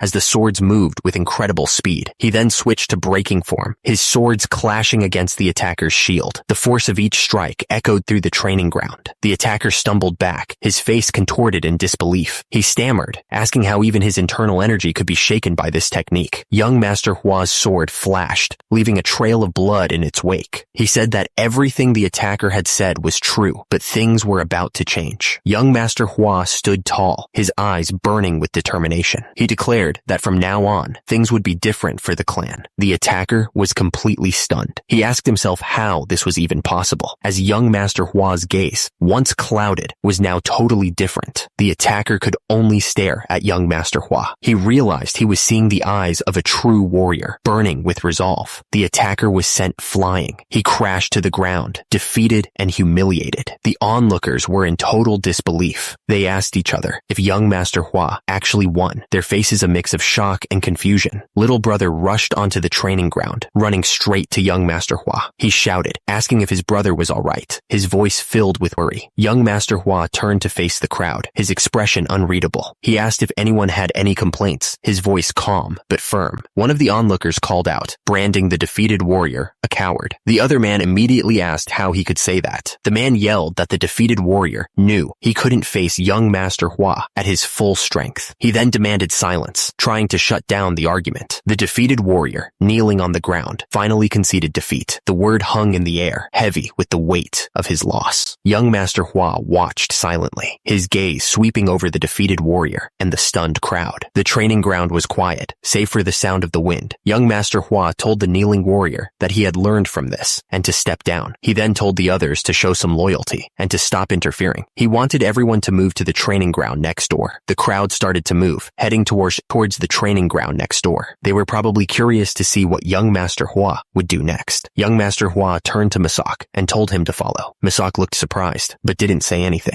One of the onlookers muttered that even if he's the young master, this was going too far. He looked genuinely worried. One of the men asked why the other had held back. The second man snapped back that he was going to half kill the guy. One of the men stammered, asking if young Master Hwa really looked like someone who would spout empty words. Another admitted that it did seem like the mad young master had gained a heavenly opportunity. The image of Hwamujin flashed in his mind, showing that the young master had gained immense power. He was ready to fight. The first man wondered when young Master Hwa could have gained such power. He looked confused. Another one of the men looked up at the sky, deciding that since the young master had changed, it was probably fine. He seemed to be trying to convince himself. Night fell, and the Hwa clan was silent. The building stood tall against the night sky. The man stood in the room, surrounded by burning candles. He announced that the next day, they would have a duel with the Changhua Merchant Guild. Elder Joe asked how many years it had been since they entered this clan. He figured it had been about 37 years, which felt like a long time. The memory of Lord Yomjae flashed in his mind, showing how unmatched he was back in his youth. He remembered how Lord Yomjae appeared alone, and even the naughty Yang clan had no choice but to acknowledge his martial skills. Elder Joe recalled that they had both sworn to devote their lives, drawn by Lord Yomjae's radiance. The man looked to the side, his expression serious. He accused them of breaking that vow now. The man in the room insisted that this wasn't betraying Lord Yomja. He argued that they had to carry on his bloodline and martial legacy somehow. Another voice responded that he knew, and that the man didn't need to convince him of that. The man looked at the portrait, his face grim. He thought about how he had spent 17 years tending to young Master Hua's madness, and 17 years protecting the Yomhua clan as it withered away. The man turned to another and said that even if they met Lord Yomji in the afterlife, he wouldn't blame them. He then asked if the preparations were complete, since there wasn't much to do. He mentioned a little silver to secure a new place, and that only a handful of warriors and a few servants remained.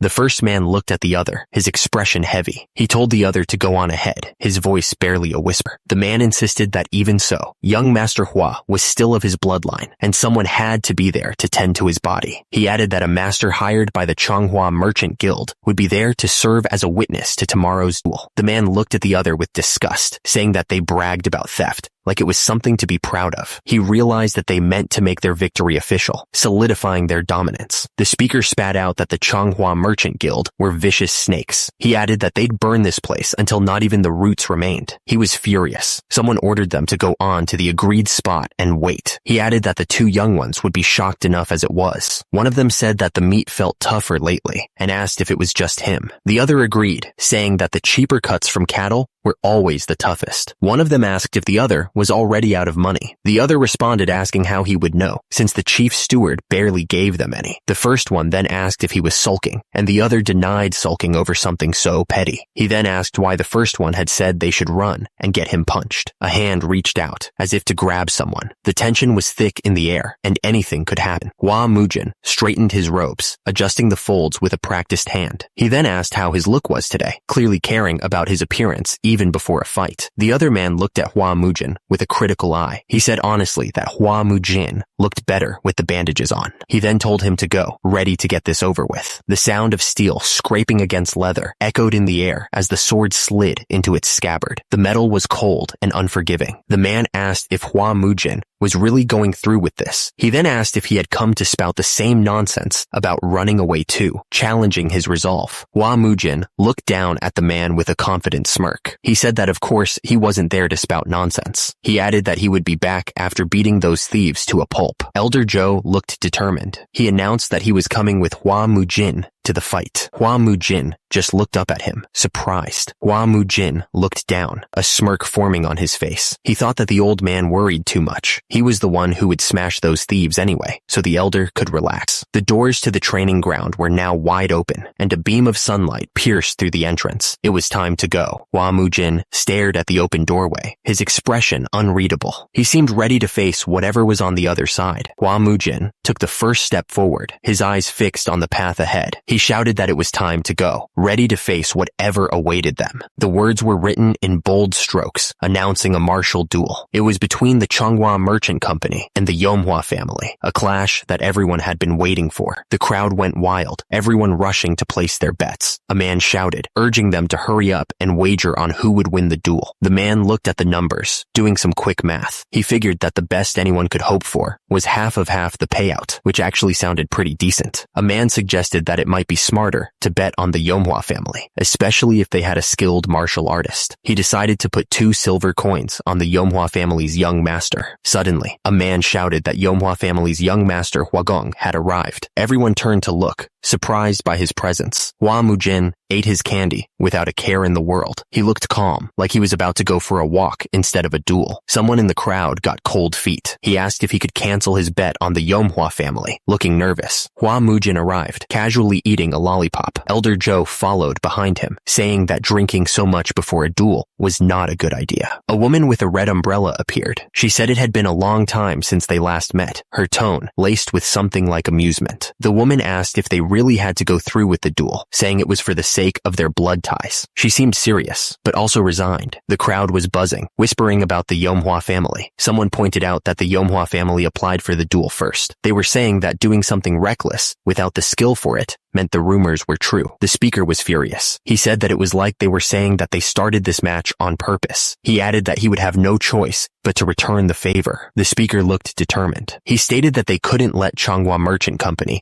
take away the Yomhua family's secret art. He added that they had no option but to fight like this. The crowd was confused. Someone asked if they coveted the Yom family's secret art. He wondered why the Changhua Merchant Company would want it. He finished by saying he had no idea what was really going on. The speaker watched with a cold smile. She wondered how long that composure of the other person's would last. The brazier burned brightly, the flames dancing in the wind. The entire arena was silent, waiting for the duel to begin. A voice boomed across the training grounds, demanding everyone's attention. The crowd quieted down immediately, waiting for the announcement. The speaker announced that Han Ik-gang of the Gongdong clan would be the witness for this duel. Han Ik-gang stood tall, his expression serious. The speaker continued, introducing Chiang Dobo, the next head of the Changhua Merchant Company, and Hua Mujin, the young master of the Yeomhua family. Hua Mujin stared at the other man, his eyes narrowed. The speaker declared that under the name of the witnesses, the duel would be fought with fair and square honor. The crowd roared in approval, ready for the fight to begin. The man gestured grandly, asking if Hua Mujin had received the items they sent. He then asked what Hua Mujin was talking about. The speaker smiled, explaining that the outfit Hua Mujin was wearing was the Yomhua family's combat battle uniform. He added that he personally sent it to Commander Huan Mujin's glorious battle return. Hua Mujin simply replied, asking if that was so. The speaker declared that when this duel ended, Hua Mujin would have to return the rest of the valuables as well. Hua Mujin stared at his greatsword, ignoring the threat. Hua Mujin took a step forward, his boots echoing in the silent arena. The tension was building with every move he made. The crowd murmured amongst themselves, wondering if the owner of the Yomhua family was truly a sword master. They doubted anyone could wield swordsmanship with such a large blade. The crowd was buzzing, questioning why the Yomhua family was focusing on bare-handed techniques all of a sudden. They wondered if the bare-handed master Hyun-san would be using bare fists. A man asked Masoka if Hua Mujin had said anything special. Masoka admitted that when he suggested they run away that morning, Hua Mujin had gotten really angry. The man looked nervous, saying he was only joking about running away. He insisted that he actually believed Hua Mujin would win, no doubt about it. The man wondered if running might have been the better choice after all. He then said that Hua Mujin had changed, and he wondered if someone could really change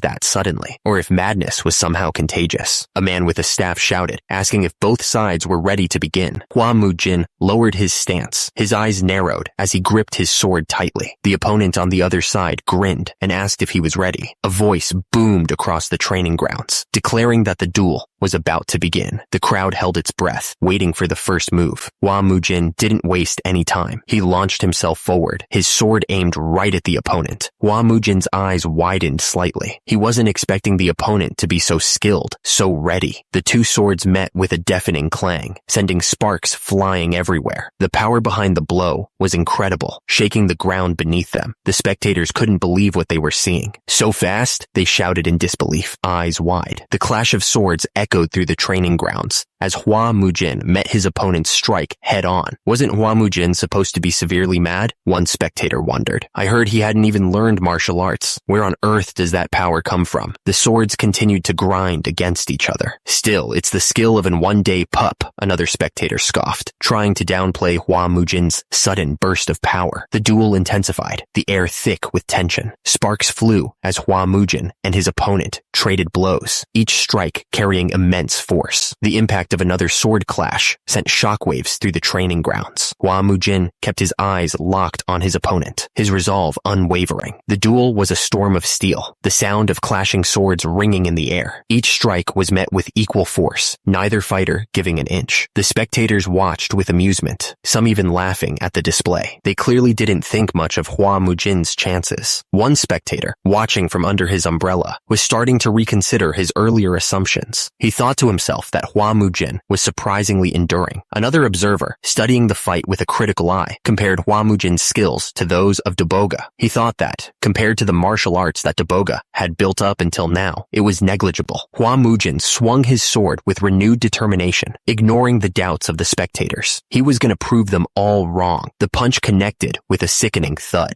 The force behind it was enough to shake the very ground. Hua Mujin was sent flying through the air like a leaf in a storm. He couldn't do anything to stop himself. The attacker stood tall, his sword gleaming in the light. He was ready for anything. He didn't waste a second. The attacker moved with blinding speed, his sword a blur of steel. Hua Mujin crashed into the ground, the impact stealing his breath. He was in serious trouble. The attacker stared down at Hua Mujin with pure hatred. He warned that he was going to leave Hua Mujin crippled this time. Crushing someone's will, he added, was what he did best. The attacker's eyes burned with cruel confidence. He finished his threat, shouting that crushing someone was the thing he did best. The two warriors collided, their swords meeting with a deafening crash. Sparks flew as the steel grinded against steel, each fighter trying to overpower the other. The attacker's strength was too much. Hua Mujin was sent flying backwards, struggling to regain his balance. The onlookers were starting to get interested in the fight. One of them commented that he thought Hua Mujin would have lost right away, but he was actually holding out pretty well. Another one chimed in, saying that he had secretly watched Hua Mujin training alone. The air crackled with energy, the ground trembling slightly. It felt like something truly massive and even more powerful was about to show up and change everything. Hua Mujin felt the force of the blow, and he knew he was in trouble. He thought to himself that from what he could tell, his level was about even with his opponent. Was that too much to expect in such a short time? Sweat dripped from Hua Mujin's face, and he tasted blood in his mouth, but he steeled himself, thinking that it didn't matter. Hua Mujin remembered his past. Regardless of whether the opponent was stronger than him in the past, when it came down to it, he finished them all. Hua Mujin focused his mind, so with this one, he was going to make sure he came out on top. Hua Mujin's face was a mask of fury, his eyes burning with a cold fire. He was just about to explode with anger. Hua Mujin was absolutely done playing around. He was going to kill that guy, no doubt about it. The directions were very specific. From the shabby hut, head east for 5 kilometers, then turn when you see the hawthorn tree. After that, it was another 3 kilometers to wherever they were going. The carriage moved quickly, the wheels kicking up dust as it sped down the road. Leaves swirled around them, pushed by a strong wind. The man said he had finally arrived. He was relieved that the 2 kids with him were asleep, which made it easier to bring them along. The man asked if the other person really wasn't coming with him. He pointed out that the dead person was still a blood relative, and someone needed to gather his remains. The other man replied that he would personally oversee the last journey of young Master Hua. After that, he would meet them at the promised location. The man sighed, looking up at the sky. Turns out, he wasn't sure if he was doing the right thing at all. The clash of swords echoed through the training grounds. Sparks flew as the 2 fighters traded blows, neither giving an inch. The observer watched the fight intently. He thought that Chang Dobo was pretty good for someone his age, but in the end, he was only at the level of a sword demon. The 2 fighters collided with incredible force. The impact sent shockwaves through the air. The crowd watched with bated breath, the tension thick in the air. They were all waiting to see who would win. The crowd was watching the duel between Hua Mujin and Chang. One of them commented that young Master Hua seemed to have the upper hand. Apparently, the second moon of the Celestial Merchant Guild wasn't all that impressive. Chang's face was covered in sweat and blood. He was breathing heavily, starting to struggle against Hua Mujin. Hua Mujin's sword slammed into Chang, sending him flying backwards. The force of the blow shook the ground. The crowd gasped, realizing what was about to happen. Some of them yelled at young Master Hua to dodge. Hua Mujin wasn't listening to the crowd. He was completely focused, using the Peerless 9 Swords first form, preemptive step. The swords slammed together, sending sparks flying in every direction. The force of the impact alone was enough to make your skin crawl. The crowd watching the fight gasped all at once, their eyes wide with disbelief. The air was thick with anticipation. Chang couldn't believe what he was seeing. He shouted, asking how Hua Mujin had blocked that. Hua Mujin didn't give Chang a chance to recover. He deflected the attack with a powerful move, turning the tables in an instant. Chang was furious, spitting out blood. He cursed, calling him a mad bastard. The swords collided with a deafening crash, blue energy exploding outwards with incredible force. The air crackled, and the ground trembled from the sheer power of the strike. The crowd watched with bated breath as young Master Chiang gathered all of his inner energy. They knew this was it, his last chance to turn the tide. The audience agreed that this had to be Chang's final strike. The air was thick with anticipation, everyone waiting to see if he could pull off a miracle. Hua Mujin moved like lightning, taunting Chiang for his slowness. He told him that even his gathering of inner energy was too slow to matter. Hua Mujin unleashed the Peerless 9 Swords second form, weapon destruction. The power behind the strike was terrifying, promising to tear apart anything in its path. The 2 swords met in a burst of raw power, each warrior fighting for control. Sparks flew as the blades struggled against each other, neither giving an inch. Chang was on the ground, covered in blood, as he realized he was losing. He couldn't believe he was so helpless against Hua Mujin's attacks. Hua Mujin stood over Chang, his sword raised high above his head, ready to end the fight. He was about to win. Chang was furious. He couldn't believe he was losing to Hua Mujin, someone who didn't even have an energy core. He thought, am I really losing to this energy coreless bastard? Suddenly, the sword shattered into pieces, the broken shards falling to the ground. The weapon had been destroyed. Hua Mujin attacked with incredible speed, his sword cutting through the air. The force behind the strike was enough to make the air itself scream. Chang's face twisted in pain as he felt the impact. He couldn't believe what was happening, asking himself what the hell just happened. Hua Mujin didn't give Chang a chance to recover. He followed through with another powerful swing, pushing his advantage. Hua Mujin was relentless, his sword a blur as he came down on Chang. Another strike landed, the force of it shaking the entire arena. Chang lay defeated on the ground, the fight completely knocked out of him. It was over. Dobo's voice echoed through the arena as he called out. The crowd looked up, surprised by his sudden shout. Someone in the audience stammered in disbelief, asking how young Master Hua could have won. Chang lay defeated on the ground, completely still.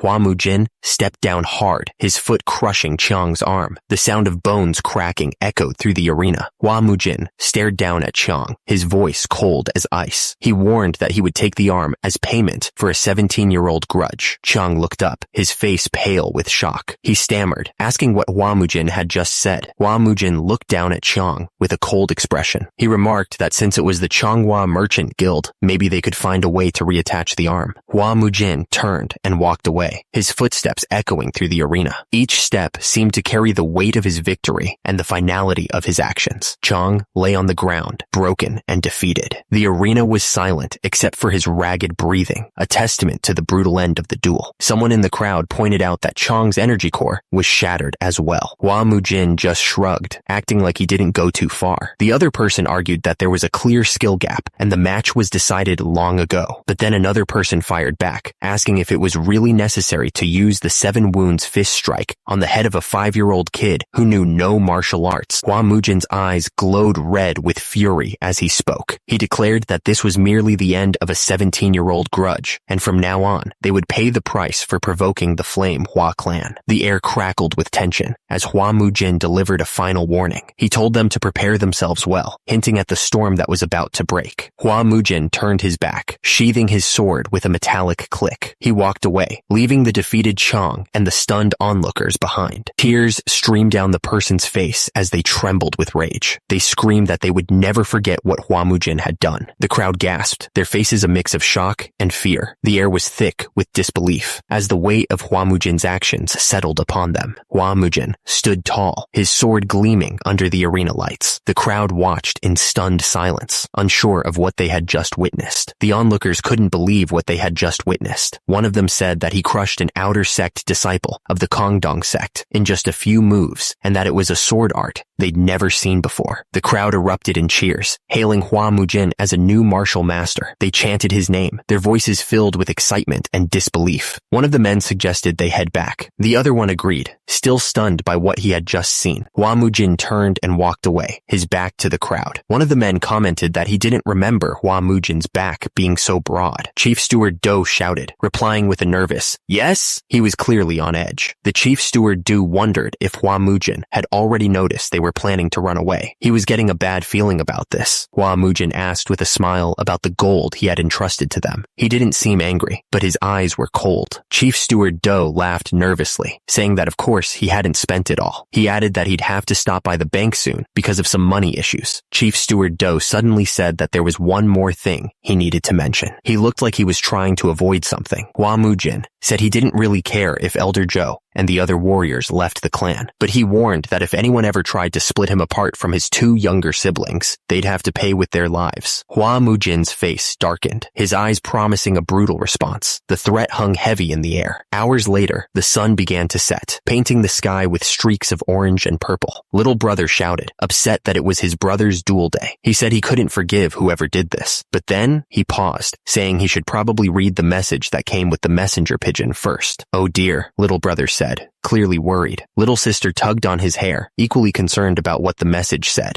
The message was clear. We're screwed. Will worry young Master Hua escape plan is discovered. Return immediately. It was a bad situation. So, since they were on the topic of money, Hua Mujin figured it was time for a debt party. He explained that a debt party is when someone can't pay their debts, so they hand over everything they have to settle them. Hua Mujin clarified that he wasn't talking about any old debt party. He was talking about those bastards from the Bango sect. He thought it was about time he dealt with them. Hua Mujin told Chief Steward Do to rest, saying he'd take care of everything himself. But Chief Steward Do was still worried. He said that even though the martial arts duel proved that Hua Mujin was different now, he still worried too much. Hua Mujin told him not to get tangled up with the Bango sect in any way. Then, Hua Mujin announced that he was heading out. Chief Steward Do just watched him go, looking concerned. The other man asked if Hua Mujin was really heading straight for the Bango sect, like this. Hua Mujin confirmed that he was, saying it was best not to delay troublesome business. Hua Mujin ordered Ma Sok to stay close behind him from now on. Ma Sok nervously agreed, but he was clearly confused, wondering why Hua Mujin was calling him Big Boss. They arrived at a large building, the sign above the entrance clearly stating, Usury Business Bangho Sect. It looked like they were finally at the Bangho Sect's headquarters. A man in a wide-brimmed hat stepped forward, looking surprised. He said he never thought he'd see Hua Mujin again in this lifetime. Hua Mujin replied that he'd come to pay back his debts, reminding the man that he was the one who had crippled that vicious Jungsun from the Zhonghua merchant group. He added that it was a quiet place and asked if their business had gone under. The man nervously explained that it wasn't exactly that their business had gone under. He said that most of the gamblers in Xichang had gone to watch Hua Mujin's duel. Hua Mujin realized that everyone had gone to see him fight. Hua Mujin stared at the man with the wide-brimmed hat, asking if they all must have held betting pools on his match. He looked absolutely serious, like he already knew the answer. The man quickly apologized, saying they meant no disrespect. He stammered that he was sure the odds were higher on Hua Mujin's side, hinting that they made a tidy sum from it. The man looked down, sweat dripping from his face. He mumbled, "Yes, sir," clearly nervous about what Hua Mujin was going to say next. Hua Mujin pressed him, saying they must have made good money thanks to him. He asked if they were planning to just stay silent about it, adding, "Damn it, planning to screw us again?" The man quickly assured him that wasn't the case, saying that they were going to properly express their gratitude. Hua Mujin seemed satisfied, saying, "Good, that's what I like to hear." The men could tell that Hua Mujin was completely different than before. The air around him was cold, like a martial master filled with killing intent. Hua Mujin asked where their boss was hiding. He warned that he didn't like having to ask twice. Hua Mujin took a step forward, saying that if they weren't gonna talk, he'd just have to make them. Hua Mujin stared at the man with the octopus head, asking if he was the boss. He said his boys told him about him, and asked why he had to make it so hard for someone who just wanted a word. Hua Mujin added that it wasn't like he had a pretty face to begin with. Hua Mujin then pointed out a brat standing behind the boss, calling him one of his lackeys. The Death Black Crow sneered, saying Hua Mujin had quite the mouth for a kid. He pointed out that Hua Mujin was from the Social sect, and asked if he was the one keeping his money. Hua Mujin scoffed, asking if this guy was from the Social sect. He questioned who told him to speak when adults were talking, and asked if he wanted a death wish before laughing. The Death Black Crow didn't hesitate. He jumped forward, yelling at Hua Mujin to go ahead and try to kill him then. One of the men shouted a warning to Hua Mujin. He yelled that Social sect or not, anyone who stood in Hua Mujin's way. Hua Mujin's sword flashed, piercing right through the guy. He finished the sentence, declaring that anyone who stood in his way gets a hole put through them. The swordsman fell backwards, his head splitting open from the force of the blow. Blood splattered on the ground as he crashed to the floor. Hua Mujin stood tall, his sword still dripping with blood. The speed of his attack was so fast, the swordsman didn't even see it coming. The Death Black Crow stared, his eyes wide. He thought to himself that he thought Hua Mujin was just some brat, but now he realized he's no ordinary man. The Death Black Crow looked at his hand, which was pierced by chopsticks. He remarked that Hua Mujin pierced his hand with chopsticks, no less, and called him an interesting little bastard. Hua Mujin scoffed, saying he felt nothing hearing that from a wrinkled old man like him. The Death Black Crow launched himself forward, his body surrounded by dark energy. He yelled at Hua Mujin not to get cocky. The Death Black Crow came crashing down with a powerful kick. The force of the blow cracked the ground beneath Hua Mujin. The Death Black Crow was furious. He demanded to know where Hua Mujin Mujin was looking. Hua Mujin dodged the attack at the last second, surrounded by a strange energy. The Death Black Crow's foot slammed into empty air. The Death Black Crow was stunned. He couldn't believe how some young punk could dodge his attack so easily. He was starting to get worried. Hua Mujin was right behind him, ready to strike. He grinned, saying he was going to open up one more hole in the guy. The air was thick with tension. The two men screamed at each other, their faces contorted with rage and fear. Hua Mujin stood over the guy,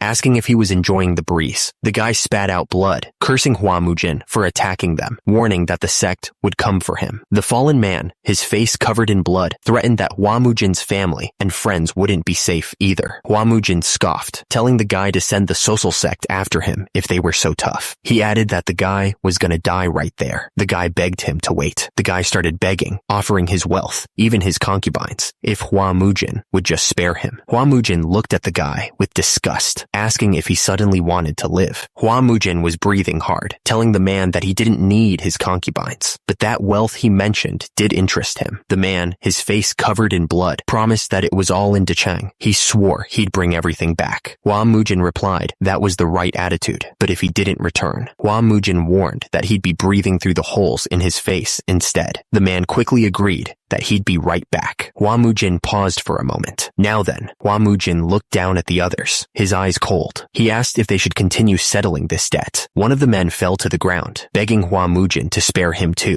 He was clearly terrified of what was about to happen. The man promised that he'd give Hua Mujin everything he owned if he spared him. His face was covered in sweat as he pleaded for his life. Hua Mujin looked down at the man with cold eyes. He told him that that was nonsense, since his property was already his. The man stammered, asking what he meant. Hua Mujin explained that the profits he'd wrung out of the commoners were 7,000 gold nyang. He added the price of all the lives he'd ruined by manipulating the martial clans. Wouldn't that just about equal all his assets? The man stammered that he'd give Hua Mujin everything, including. The man's eyes were wide with shock, a dark hole piercing his forehead. Hua Mujin asked him if he didn't understand plain speech, his voice dripping with disdain. Hua Mujin stood over the body, looking down with a cold expression. He asked why the guy kept offering what was already his, like he was too dumb to understand the situation. The remaining men watched with wide eyes, realizing they were next. The air was thick with fear, and nobody dared to move. One of the men, desperate to save himself, asked who was next in command after the dead guy. He stammered that he was the vice sect leader. Hua Mujin replied, surprised that he hadn't been expecting that. The vice sect leader begged Hua Mujin to spare him. He swore he'd live honestly if he got another chance, his voice cracking with desperation. Hua Mujin stared down at the vice sect leader. He told him that he could live, deciding to spare him for now. Hua Mujin then asked how much the dead man's property was worth, including his house, brothel, and cash. The vice sect leader reported that it all amounted to 4,000 gold nyang. Hua Mujin also wanted to know about the Bangho sect's total assets, including all establishments, which the man said were at least 10,000 gold nyang, plus a 500 gold nyang tribute to the social sect. Hua Mujin looked at the numbers. He noted that the Bangho sect leader had 4,000 gold nyang, and all business profits would naturally come to him. He added the Bangho sect's total assets of 10,000 gold nyang, the tribute to Sosol of 500 gold nyang, and compensation for their emotional damage, totaling about 20,000 gold nyang. He declared that this sounded fair. The vice sect leader stammered that he would prepare the transfer documents and bring them right away. Hua Mujin agreed, telling him to handle all documents and gold right there. The vice sect leader replied with a fearful, "Yes, sir." Hua Mujin paused, a dark glint in his eyes. He asked if they should start negotiating the ransom prices for the rest of them. The remaining men looked on, terrified. Hua Mujin told them he'd spared the leader, but he never said he'd spare the rest of them. The remaining members of the Bangho sect begged him to spare their lives. The man screamed, his face contorted with pure terror. It was a sound that echoed through the room, full of dread.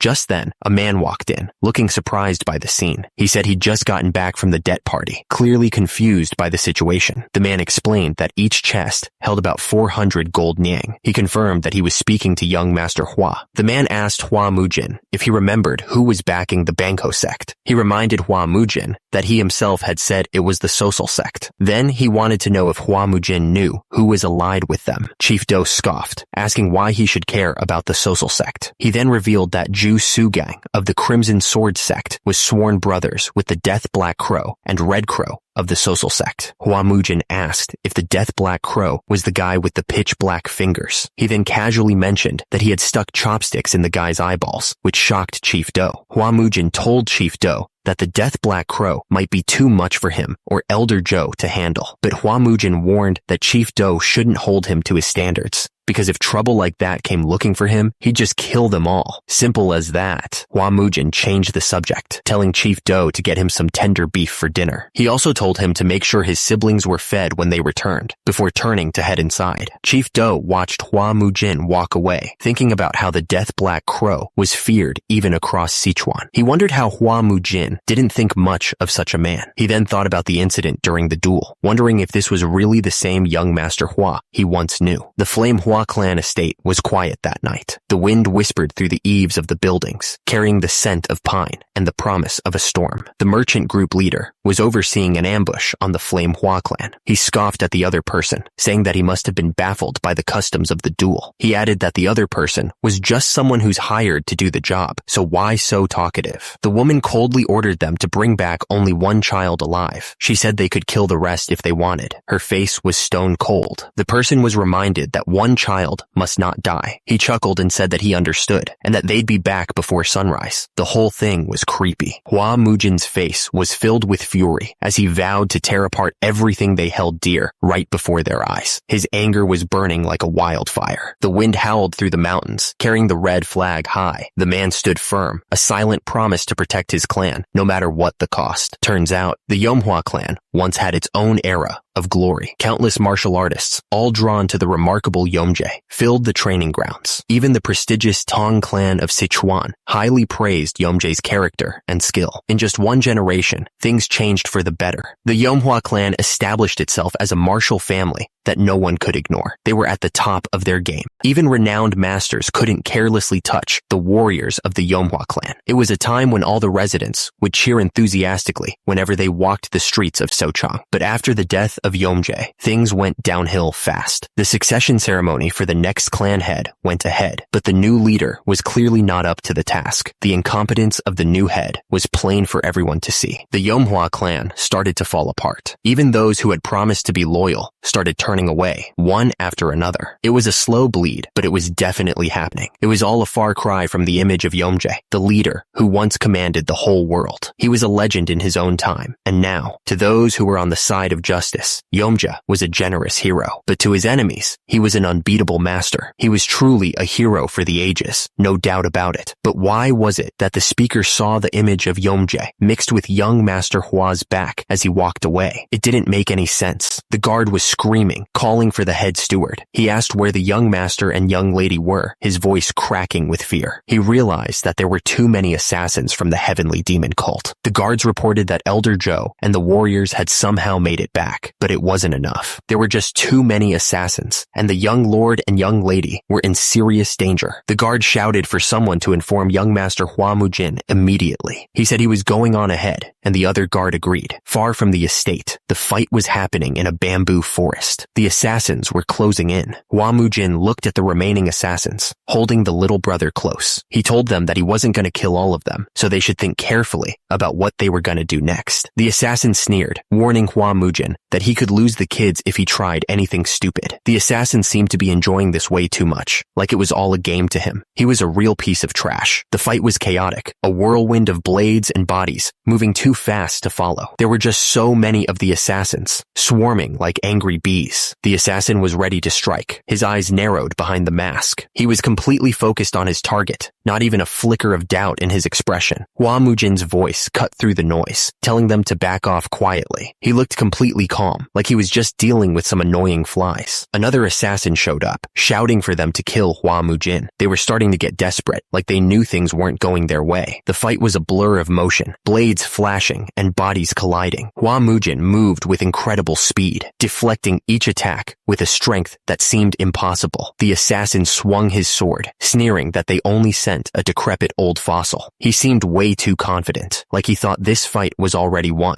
Elder Joe shouted for him to be careful, his face twisted with worry. He knew something was up, that this fight was far from over. Hua Mujin struck the assassin, sending him flying backwards. The force of the blow echoed through the air, leaving no doubt who was in charge. The assassin crashed to the ground, defeated. He was probably regretting his cocky attitude now, realizing he messed with the wrong guy. The assassin realized he was outmatched and shouted in frustration. He couldn't believe how fast Hua Mujin was, the blade moving faster than he could follow. The assassin's face was slashed open, blood spraying everywhere. He felt a sharp pain and realized he was in serious trouble. Another assassin yelled that they should handle this side, ordering his comrades to leave one kid alive and kill the rest. He was clearly enjoying this, the scumbag. The assassin raised his sword, declaring that it was time to die. He looked absolutely ruthless, ready to end someone's life without a second thought. A final scream echoed through the air as someone realized this was really the end. The attack landed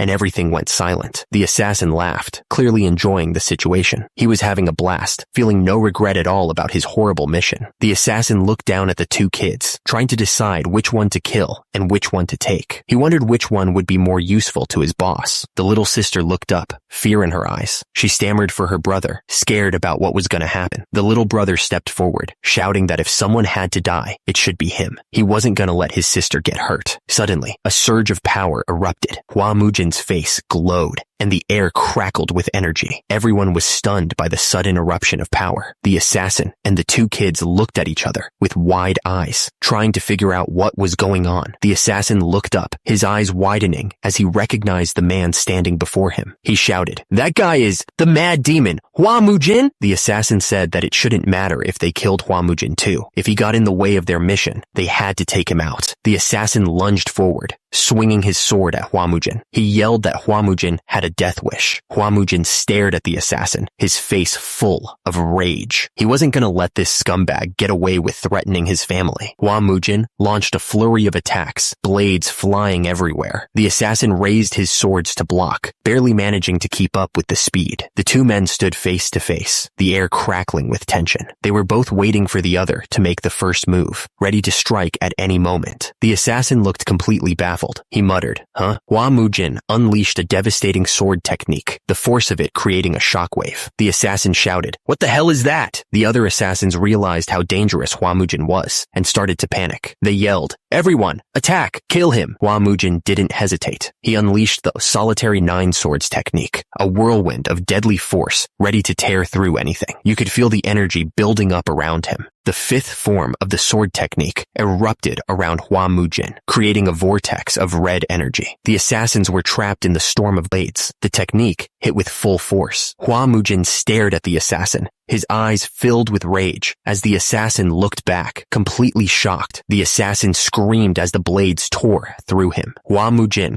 stood over him, showing no mercy. Hua Mujin stood there, covered in blood, as the assassin fell to the ground. The fight was over. The assassin realized he was facing a monster, not a man. He was done for. Hua Mujin stood there, his sword dripping with blood. The assassins were all dead. Hua Mujin looked down at someone, his face grim. He warned them not to even twitch if they wanted to live. Hua Mujin stood protectively in front of the children, a wall between them and the carnage. He was going to make sure they were safe, no matter what. The little sister looked up, confused. She asked if he was her brother. The little sister covered her eyes, telling Hua Mujin not to look. She asked if her brother had gotten rid of all the bad guys. Hua Mujin confirmed that he had, which was why she shouldn't look. Hua Mujin held the little sister close, asking if she was okay. The little sister stammered, saying that she was fine. Hua Mujin told the little brother that he must have been scared. The little brother puffed out his chest, denying it completely. He declared that he wasn't scared at all because he was a son of a martial family. Hua Mujin looked down at the little brother, giving a small smile. He told him that he did well. Hua Mujin turned to Elder Joe, ordering him to take the injured warriors and the children back to the estate. Elder Joe bowed his head, agreeing right away. He told everyone to hurry to the infirmary. Hua Mujin looked down at the lost arm, then asked how long the guy was going to want whine about losing just one arm. He clearly wasn't sympathetic. Hua Mujin glared down at the assassin and asked if that woman from the Changhua Merchant Guild had sent him. He looked absolutely furious. Hua Mujin stood over the injured assassin, his sword gleaming in the moonlight. He told him to answer properly, and maybe he'd let him live. The assassin stammered, asking if Hua Mujin would really let him live. He quickly added that Hua Mujin shouldn't make him repeat himself, because he could wipe them all out. The assassin admitted that he was right. He said that the head of the Changhua Merchant Guild, Bu Choyeon, had hired them through the Sarambang. The assassin asked if Hua Mujin was really going to spare him. He was clearly scared. Hua Mujin told him that if he didn't want to die, he should run back and tell that woman something. Hua Mujin stood over the bodies of the fallen assassins, his eyes burning with rage. He told the guy to tell that scumbag how Hua Mujin of the Yomhua clan had slaughtered her people and how he was going to kill them all from now on. A few people noticed Hua Mujin walking toward them, and one of them pointed out the blood covering him. Another asked who it could be, answering that it was the lunatic from the Flame Hua clan. The guy wondered if his madness had gone away, but decided that it looked even worse. Anyone who saw Hua Mujin walking down the road, covered in blood from head to toe, couldn't laugh at him anymore. They couldn't look down on him either. Not anymore. One of the people mentioned that Hua Mujin had taken down Bangho sect all by himself. Another person was shocked, calling them vicious bastards. Someone else added that he had even left the second son of the Changhua Merchant Guild half paralyzed. One of them recalled that people once called Hua Mujin the mad young master. He thought it was strange, remembering that when Hua Mujin was a kid, they had called him a prodigy blessed by the heavens. He wondered if that talent was returning, now that they were calling him the hidden dragon of the Sichang. Hua Mujin just kept walking, leaving the gossiping crowd behind him. He had a mission to complete, and he wasn't going to let their opinions slow him down. One of Hua Mujin's men came running, shouting, "Young master!" The man sighed in relief. "Thank goodness. You're walking on your own. Are you hurt anywhere?" Hua Mujin waved him off, saying he was fine. He asked if everyone was in the medicine hall. The man confirmed. Yes, not a single one escaped injury. The second young master and Lady Goyon are resting in their rooms to regain their strength. Hua Mujin nodded, satisfied. "Well done. Prepare a bath for me right away." The man agreed immediately. Night had fallen over the estate. The building stood silent under the moonlight. Hua Mujin sank into the hot water, letting the heat soothe his aching muscles. He let out a long breath, finally able to relax for a moment. Hua Mujin muttered to himself about the second young master and Lady Goyon needing to rest to regain their strength. It was something unthinkable for the children of a martial clan. Hua Mujin didn't want those two to see the cruelty of the world just yet. If he could, he'd rather let them live, seeing only good things. Hua Mujin stared at the orb, wondering if he was protecting someone else onto those kids. He was starting to get protective. Hua Mujin repeated the thought in his head, reinforcing his decision. He was going to make sure they were safe. Hua Mujin leaned back in the bath, looking out the window. The moonlight cast long shadows across the room as he thought about the future. The next day, the air in the medicine hall was thick with anticipation. Someone asked, stuttering, about the Red Flame art manual. Hua Mujin confirmed that it was indeed the Red Flame art manual he was asking about. He wondered why the other person was so startled. He asked if he had asked for something he shouldn't have. The man with the beard looked at Hua Mujin suspiciously, asking for the reason why he was asking for it. Hua Mujin looked absolutely furious. He wondered if the man was worried he'd relapse and tear it apart in another fit. He quickly denied that was the reason. Hua Mujin declared that the man couldn't possibly teach his clan's secret techniques right now. So, starting tomorrow, he would personally train the two of them. Elder Ju sighed, and judging by his face, he clearly doubted Hua Mujin. He quickly denied it, though. Elder Ju said that there was no need to worry and that nothing would happen. He handed over the Red Flame art manual, understanding the situation. Hua Mujin said goodbye and asked the man to rest well. Elder Ju asked him to please take care. Elder Ju sighed, wondering if this would really be okay. The other man told him not to worry so much. He reminded him that he'd seen Hua Mujin's astonishing swordsmanship. The man continued that Hua Mujin's fits had stopped recently, and he was clearly improving. Honestly, it looked like he was almost cured. He figured it must be that the specialist treatment was finally working. Hua Mujin thought that this wasn't just any ordinary encounter. It had to have been with a powerful martial master. There was no other explanation. He felt like the 17-year shadow cast over the Flame Hua clan seemed to finally be lifting. At the Flame Hua clan training ground, Hua Mujin began to explain the butterfly dance. The little brother asked what the bee buzz meant, since he didn't understand. Hua Mujin told them that it meant to face your opponent as if freezing their feet in place, while your own movement remained as free as a butterfly's. He looked at them with pride, hoping they would understand. Hua Mujin said that it was a fundamental movement technique he created himself based on countless real combat experiences. The little sister looked surprised and said that Elder Ju said he barely had any real combat experience. Hua Mujin panicked and told her not to say that out loud. Hua Mujin cleared his throat and said that there was enough theory and that it was time to move to actual sparring. He told both of them to attack him with the most basic technique they learned. The little brother looked excited and said he was coming.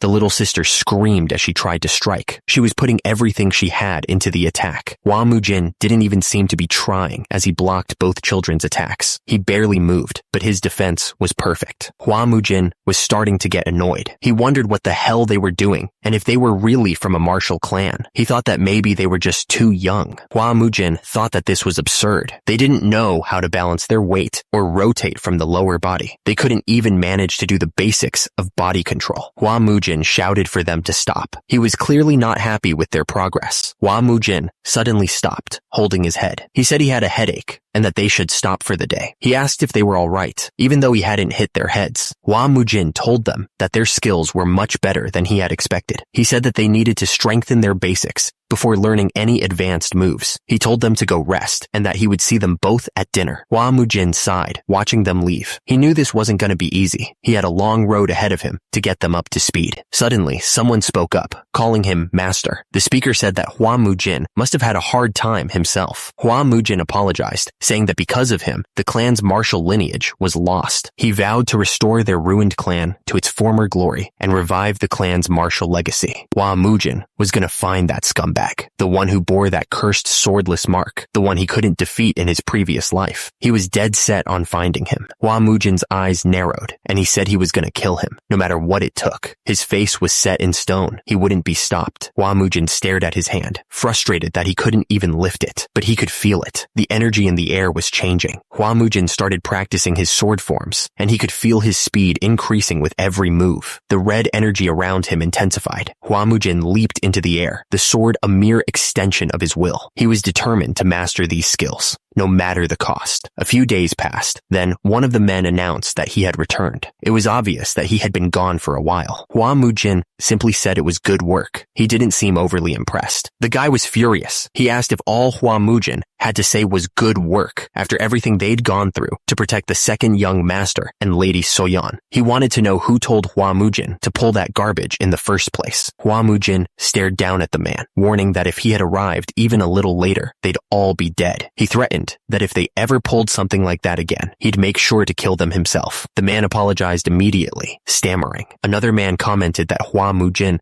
was definitely getting better. He said that he was the only one who could treat the young master, and that with just a few more sessions, Hua Mujin would be fully cured. The guards saw the approaching figure, and one of them asked who it was, saying they didn't have any food for beggars. But another one of the men quickly corrected him, pointing out that it was Sir Taoist, the same man who had treated them. The man apologized deeply to Sir Taoist, explaining that the young lord hadn't fully recovered yet. He then cleared his throat and shoved another man out of the way, trying to make amends for the rude behavior. The man realized how rude he had been and apologized, explaining that he hadn't recognized Sir Taoist at first. He looked genuinely embarrassed by his mistake. Sir Taoist smiled slightly, saying that they must be hungry after their long journey. He politely asked them to come inside first, trying to ease the awkwardness. A few days before, the man recalled that the Taoist had inherited the Taoist lineage of the Wudong sect. He also remembered that the chief steward had paid a hefty sum to invite the Taoist, who was famous for his miraculous martial arts and positive energy healing. Hua Mujin looked at the Taoist and said, "So this is the man? Please, come in." He cleared his throat, signaling for the Taoist to enter. The chief steward bowed deeply to the Taoist, showing his respect. He seemed eager to please the man who had been invited at such a high price. The chief steward looked at the Taoist suspiciously, asking if he had really inherited the Wudong sect's Taoist lineage. He seemed to be testing the Taoist's claims. The Taoist stammered for a moment, then declared that he was the only Taoist to inherit the true essence of the Wudong sect. He boldly proclaimed, "I am the Wudong White Immortal." Hua Mujin looked down at the Taoist with a smirk, saying, "So you claim to be the Wudong White Immortal? How strange. I've never heard of any successor of Wudong's Taoist lineage surviving." The Taoist stammered, looking up at Hua Mujin. He tried to defend himself, saying that it was nonsense and he was the real deal. He told Hua Mujin to listen to him and tell him the truth while he still could, because he wouldn't be able to turn back later. Hua Mujin looked at the Taoist with a skeptical expression. He asked what the Taoist was saying and if he was doubting him. Hua Mujin told him to go on and keep talking, and he'd try to believe him for real. Hua Mujin drew his sword and prepared to strike the Taoist. He said that if the Taoist was truly a disciple of the Wudong sect, dodging the sword should be a piece of cake. He moved fast. The Taoist screamed as Hua Mujin's sword came closer. He couldn't dodge it. He was terrified. The chief steward started yelling, asking what Hua Mujin was doing and demanding that someone stop him. He questioned why the young master was treating the grand man before him that way, but Hua Mujin cut him off immediately. He told the chief steward to shut up and go fetch a bucket of water quickly, because he was going to show everyone something funny. Hua Mujin didn't even wait. He poured the water on the Taoist's head, soaking him completely. The Taoist just groaned in shock, not expecting that at all. The Taoist looked absolutely furious. He shouted, asking what this madness was. He demanded to know if the Flame Hua clan repaid kindness by humiliating their savior. Hua Mujin didn't say a word. He reached out and grabbed something on the Taoist's face, pulling hard. Turns out it was a fake beard. The chief steward and the others stared in disbelief. The chief steward stammered, realizing that the Taoist was a fraud. Hua Mujin stared down at the Taoist, a sinister smile spreading across his face. He pointed out that the guy had even glued the beard on carefully before calling him a filthy fraud. Hua Mujin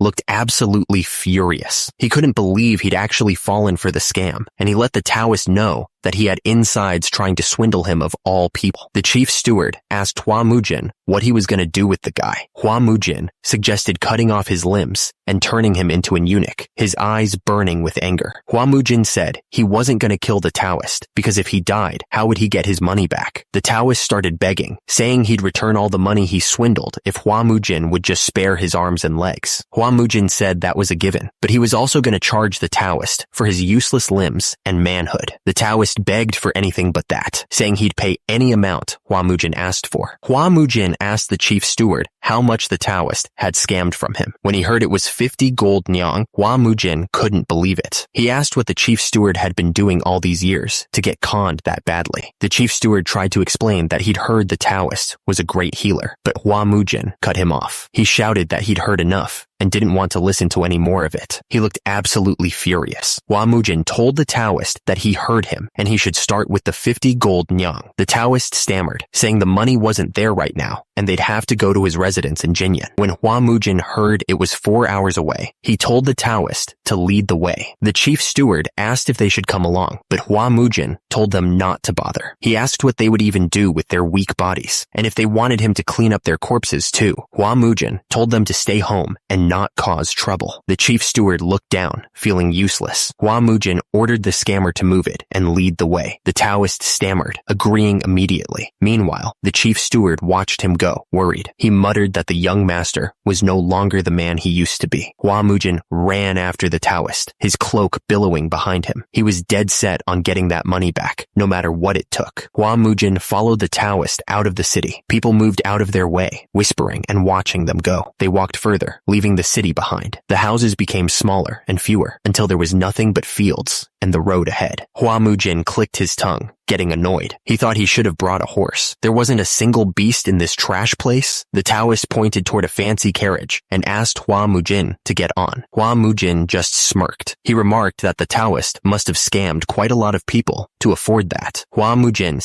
stared at the carriage with a raised eyebrow. He commented that it was a fine 4-horse carriage and that he was impressed. Hua Mujin clicked his tongue in anticipation. Then he stepped inside the fancy carriage, ready to enjoy the ride. He looked around the interior, taking it all in. The inside was even lavishly decorated, he thought. Hua Mujin ran his hand along the soft cotton and leather. He remarked that the carriage was lined with cotton and finished with leather. He then added that the Taoist really had a strong work ethic for a crook. Hua Mujin asked the Taoist why he didn't find honest work if he was so professional. The Taoist replied that he would make sure to do that from now on. Hua Mujin was clearly not buying it. Hua Mujin told the Taoist to wake him up when they arrived, deciding to get some sleep. The Taoist replied that he understood and told him to rest well, looking concerned. The Taoist thought to himself that Hua Mujinshin should just wait, looking furious. He then told the driver to depart, his eyes filled with malice. The carriage started moving, climbing up a steep mountain path. The road ahead looked long and winding, disappearing into the distance. The carriage continued its journey through the mountains. The horses trotted steadily, their hooves echoing through the quiet landscape. The carriage wheels turned, grinding against the rocky path as they climbed higher into the mountains. The horses kept pulling, unaware of the danger ahead. The carriage finally stopped. The Taoist stepped out and announced that they had arrived. The bearded man ordered his minion to drag Hua Mujin out of the carriage. He wanted to make an example of him. Again, the Taoist's face twisted with rage. He couldn't believe someone would try to mess with a Taoist who was trying to help people. He was clearly furious. A huge thug loomed over the sleeping Hua Mujin. This was the price he would pay for getting in the way. The thug's fist came down, a brutal strike aimed at Hua Mujin. He shouted not to resent them as his fist got closer. Hua Mujin's eyes snapped open, filled with shock. What the hell was happening? He realized that they had already arrived at their destination. But why was he about to get punched? The thug's fist connected with a sickening thud. The force of the punch sent Hua Mujin flying. The chief steward watched in disbelief as Hua Mujin was struck. He couldn't believe what he was seeing. The Wudong White Immortal seemed impressed, his hands glowing with power. He admitted that Hua Mujin really wasn't all talk. Hua Mujin stared at the Wudong White Immortal suspiciously. He asked how Jinyang had become such an isolated forest. Was he the target from the start? He thought the man was just a scammer, but it looked like he could scheme too. The Wudong White Immortal smirked, a dangerous glint in his eyes. He said that he was getting bored anyway. The Wudong White Immortal's red eyes narrowed, a sinister smile spreading across his face. He challenged Hua Mujin to show him what he's got. The man bellowed, demanding everyone come out. He warned that the dandy was trying to shorten his own life. The thugs moved into action, grabbing their weapons. They were ready for a fight. Suddenly, a group of 4 fighters appeared, surrounded by a dark energy. They were Zhongshan's 4 demons. The attacker looked at Hua Mujin with disgust. He commented that his appearance was ugly as hell, and he could sense demonic energy. The attacker noticed the weapons of the 4 demons. He remarked that they were pretty varied. The attacker looked at Hua Mujin, a smirk playing on his lips. He told him to show him what he could do. The attacker didn't wait for an answer. He moved in a blur, his hands glowing with red energy.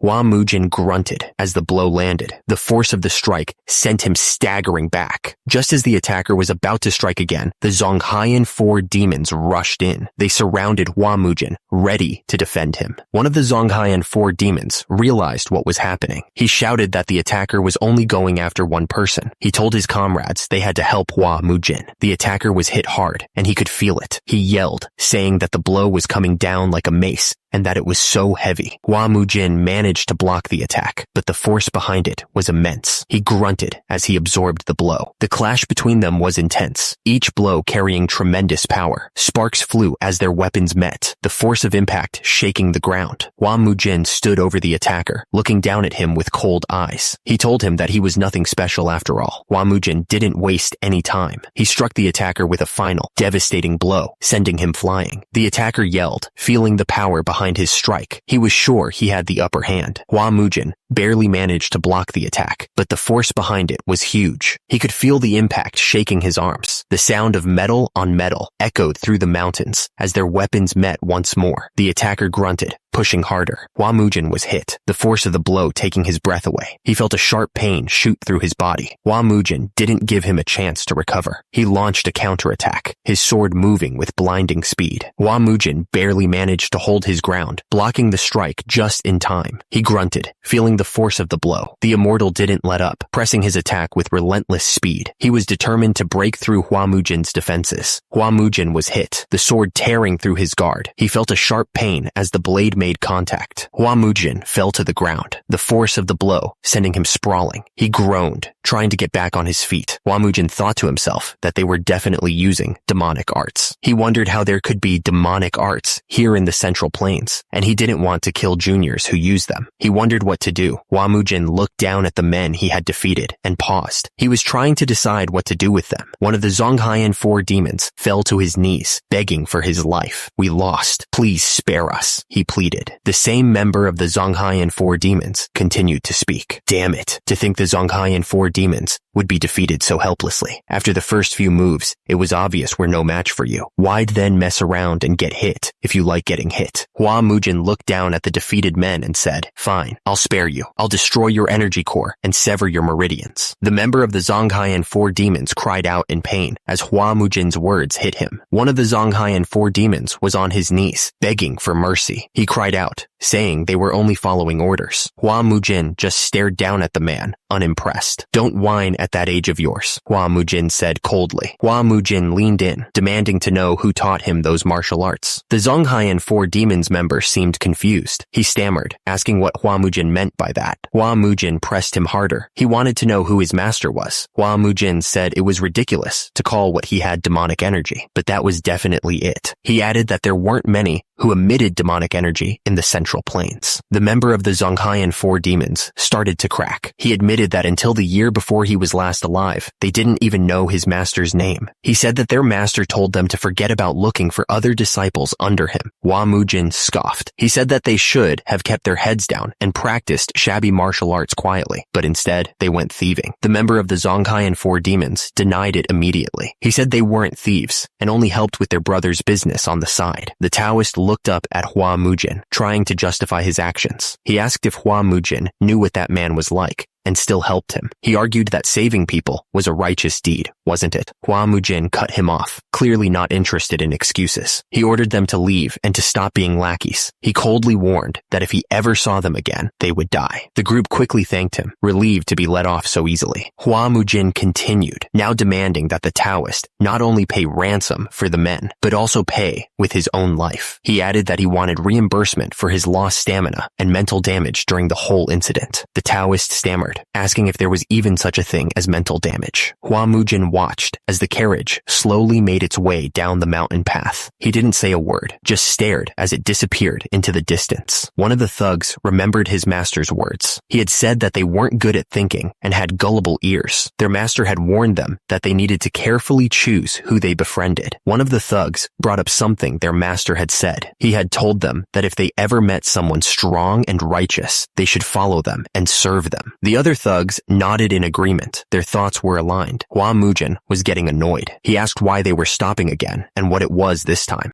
The thugs bowed down to Hua Mujin. They shouted that he was their boss. The thugs pledged their loyalty, promising to serve until their death in the Hua clan and begging him to take them in. Hua Mujin looked at them, confused. He asked if they had gone crazy from getting beat up so much and why they were calling him boss. The thugs kept going, saying they weren't even that good yet. They begged Hua Mujin to take care of them as their boss. Hua Mujin was so shocked that he could only ask what was going on. The horse-drawn carriage continued its journey through the night. The steady rhythm of the hooves was the only sound for miles. Back in the carriage, Hua Mujin lay staring at the roof. Something was bothering him, and he couldn't shake it off. Hua Mujin was surrounded by his new followers, all of them waiting for his orders. He knew he had to make this work, for their sake and his own. Cheol Muk couldn't believe it. He asked Hua Mujin if he was really only 23 years old, wondering if everyone had suffered some kind of energy problem. Hua Mujin asked what was so unbelievable, but Cheol Muk just told him to forget it. Meanwhile, an old man watched from the shadows, his face unreadable. He seemed to be waiting for something to happen. Hua Mujin lay there, thinking about the whole situation. He couldn't understand how demonic arts users could become warriors of ruined households of the Orthodox sect, wondering if it even made sense. Cheol Muk spoke up, saying his master always told him that being a demonic arts user was a way of living, an identity. It wasn't just a faction or affiliation. Dong Jiak chimed in, saying that realistically speaking, no Orthodox family would accept demonic arts users. He added that they would just get dragged into scandals and they would smash the teeth of anyone who dared to say a thing. Hua Mujin smiled slightly, saying they reminded him of someone. He paused, then warned them that if they wanted to serve under another household, Hua Mujin's voice was stern, as he declared that they must be willing to stake their lives on any order he gave, whether they liked it or not. He finished by saying their personal freedom meant nothing, and they must obey like a dog for the honor of the household. The thugs looked up, practically begging for orders. They shouted that they understood, promising to devote themselves wholeheartedly to their new boss. Hua Mujin raised his hand slightly, looking a little annoyed by their eagerness. He sighed, telling them to do as they wanted, declaring that they were now warriors of the Flame Hua clan. The thug thanked Hua Mujin, then quickly corrected himself, saying he should be called Young Master. He asked if that was understood, and the others immediately responded, confirming that they understood Young Master. Hours later, the moon hung high in the sky, casting a pale light across the land. The clouds drifted slowly, as if watching over everything that happened below. The wagon slowly approached the imposing gate, the sound of its wheels echoing in the night. They were arriving at their destination, ready to face whatever awaited them. Hua Mujin stared up at the massive estate, the gates looming above them. One of the thugs looked up at the building and asked if it was his house, clearly impressed by its size. Hua Mujin stuttered, telling them to come inside, then ordered the guys to open the gate. He looked nervous as he spoke, but still tried to sound like he was in charge. One of the men looked confused and asked Hua Mujin what was going on. Hua Mujin didn't answer his question, instead telling him to prepare food in the annex building and to do it quickly. Hua Mujin changed his mind, telling the guy to forget about the food. He said that they needed to check his treasure room first, then pointed the way, acting like he was in control. They all entered the building, and one of the thugs looked around, clearly impressed. He commented on how well Hua Mujin had been living on the money he had swindled, sounding a little jealous. Sojin asked what was the matter, wondering if something troubling had happened to Hua Mujin. Hua Mujin told Brother B that it was nothing and ordered him to go back inside. But Sojin wasn't convinced, pressing him to tell him what was going on, asking if it had something to do with the new guests. One of the thugs told Sojin to leave, asking why he was sticking his nose where it didn't belong. He sighed, saying that judging from his clothes, Sojin must be one of the swindler's guests, and guests shouldn't meddle in household affairs. Hua Mujin's eye narrowed, his gaze hardening as the tension in the air thickened. Sojin was told that he had quite the foul mouth, and one of the thugs asked Hua Mujin if he should deal with him. Hua Mujin quickly said no, telling them it was a misunderstanding and that they were his guests. The thug grinned, ready to introduce the new arrivals. He announced that he was presenting Zhongshan's 4 demons and the Flame Hua clan's first young master with a flourish. The young master scoffed, saying that he wasn't surprised Hua Mujin's tongue was so sharp. He called him the insane eldest son of the Flame Hua clan and accused him of running around with lowlifes and terrorizing commoners. The young master added that Hua Mujin's grandfather must be weeping in his grave. Zhongshan's 4 demons didn't waste any time. They moved forward, ready to attack, calling Hua Mujin's group pathetic trash. Bigojin stepped in front of Hua Mujin, drawing his sword. He stammered nervously, telling Brother do not to worry. Bigojin declared that he wasn't the kind of scabby swordsman to lose to such scum. The thug's eyes widened in disbelief at Bigojin's sudden confidence. He could only stammer,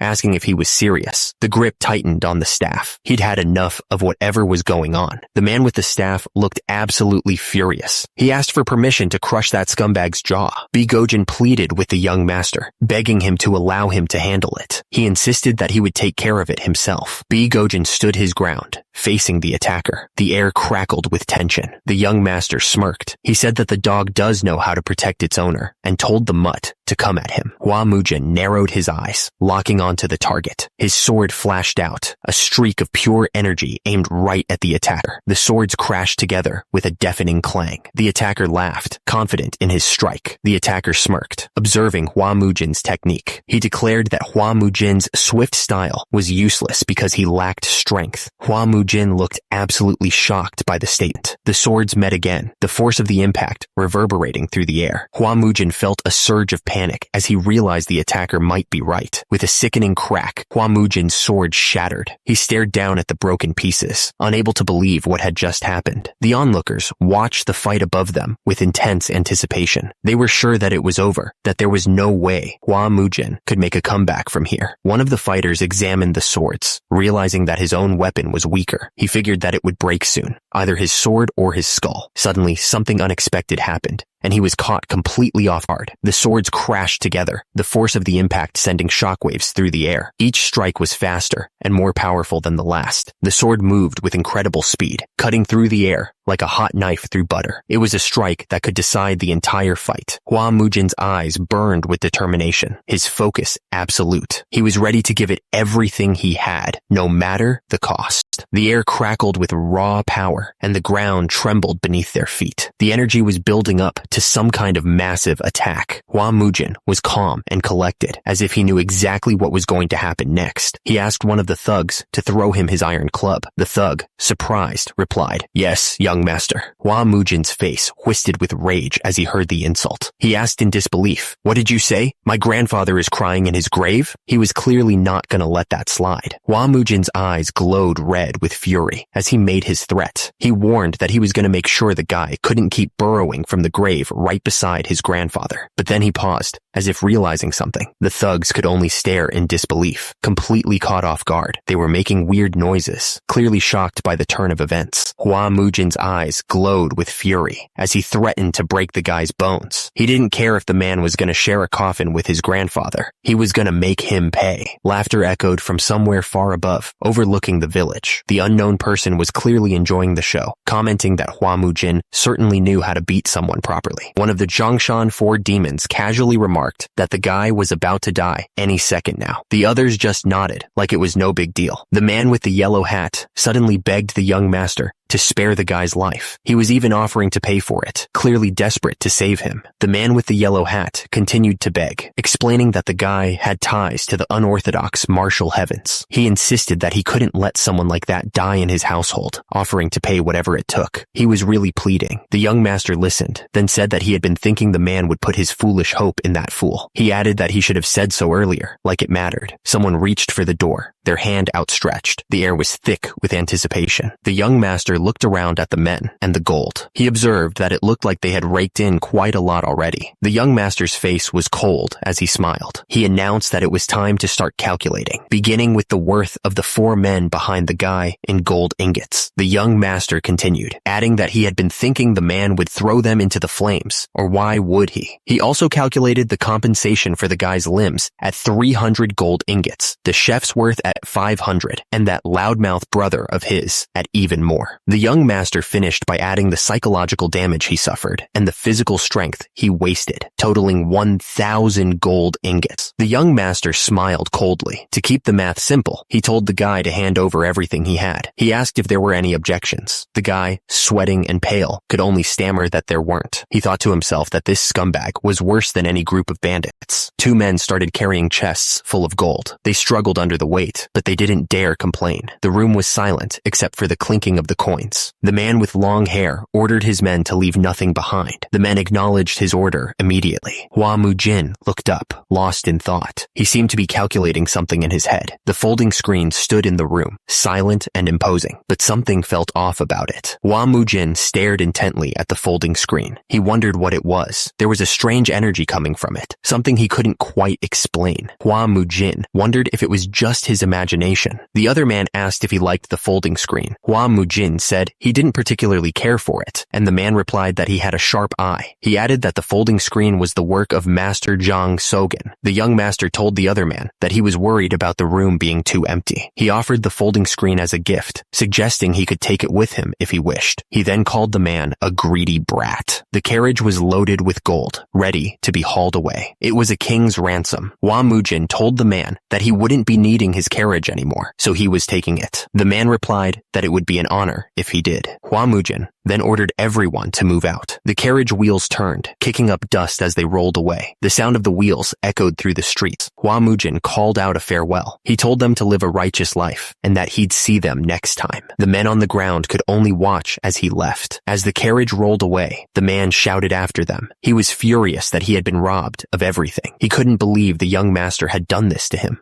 The man looked up to the sky, tears streaming down his face. He cried out, wondering what he had done to deserve this. He couldn't believe he had encountered such a lunatic. Meanwhile, back at the Flame Hua clan compound, the building stood silent. The place was a shadow of its former glory, waiting for someone to restore it. Suddenly, the man's eyes widened. He looked completely shocked, like he had just realized something important. He stammered, trying to understand what was happening. Men were carrying boxes full of gold. The others watched, trying to figure out what was was going on. They were all completely confused. The subordinate was shocked and asked where the young master got all that money. He nervously wondered if he had killed someone for it. The young master denied it and told him to keep the money safe. Anyway, MASOK asked the subordinate how old those people over there looked to him. The subordinate examined them and said that they looked far from ordinary with their strong builds. MASOK said that they all looked to be over 40, no matter how he looked at them. He asked where Chief Do and Elder Joe were. The subordinate said he'd tell them that, and they'd like it. The subordinate explained that very important guests had arrived, so Chief Do and Elder Joe were entertaining them in the reception hall. He added that they told him to bring the young master there as soon as he got back. The young master was suspicious and wondered if another scammer had come to cheat them. The subordinate quickly denied it and begged him not to hit these people. He urged the young master to hurry and wondered what those old men had done this time. The young master had arrived. He walked through the doorway, ready to face whatever awaited him. Two men greeted the young master with enthusiasm. They seemed genuinely happy to see him. The man introduced the three merchant group leaders to the young master. He explained that they had generously supported the clan during difficult times. Pung Kwan O, the leader of the Pungyang merchant group, stepped forward. He said he'd heard rumors of the hidden dragon awakening and now saw that they were true.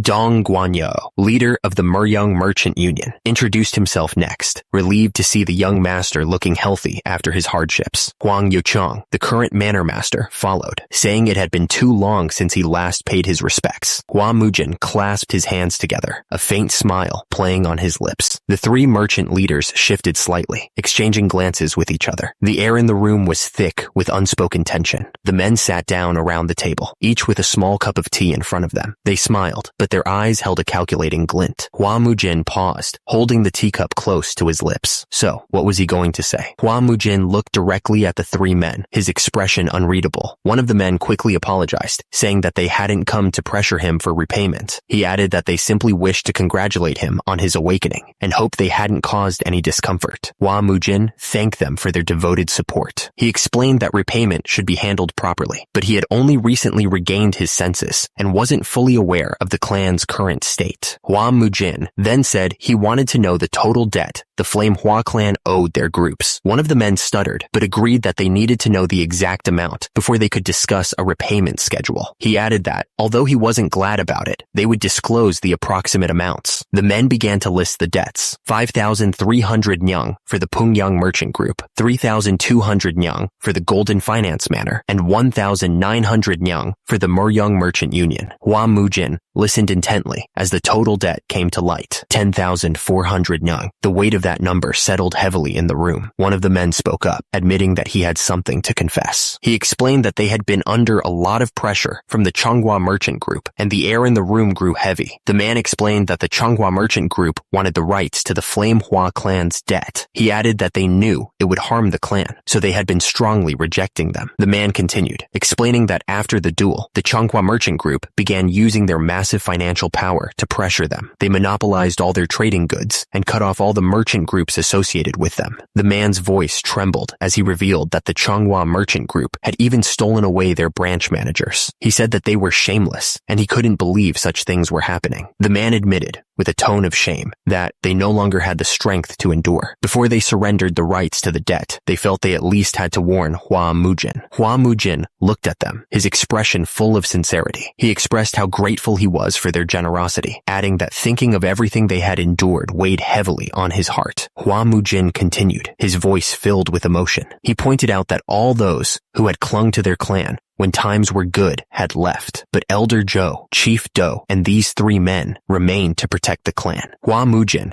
clasped his hands together, his eyes gleaming with determination. He stated that although he may not be well versed in scholarly matters, there was one thing he understood well: debts of gratitude must be repaid properly. Hua Mujin stood tall, a confident smirk playing on his lips. He declared that he would repay everything the Flame Hua clan owed them right away, his voice ringing with conviction. Elder Joe and Chief Do exchanged surprised glances, their eyes wide with disbelief. One of them stammered, questioning if that was truly possible, a glimmer of hope flickering in his eyes. Amujin's eyes narrowed as he spoke with conviction. He declared that, in return for their help, he would free their groups from the Changhua merchant group's control. His words hung heavy in the air. A hush fell over the room as everyone listened. They were clearly surprised by his bold statement, waiting to see what would happen next. Chief Do leaned forward, his expression hopeful. He asked young Master Mujin if this meant he was willing to use force on their behalf. The question was heavy with expectation. Hua Mujin responded immediately with confidence, but another man interrupted in panic, questioning if young Master Mujin even knew who was backing those scumbags. The man's concern was obvious. The man with glasses looked up in alarm. He revealed that it was the Kongdong sect, one of the strongest sects in the entire Murim,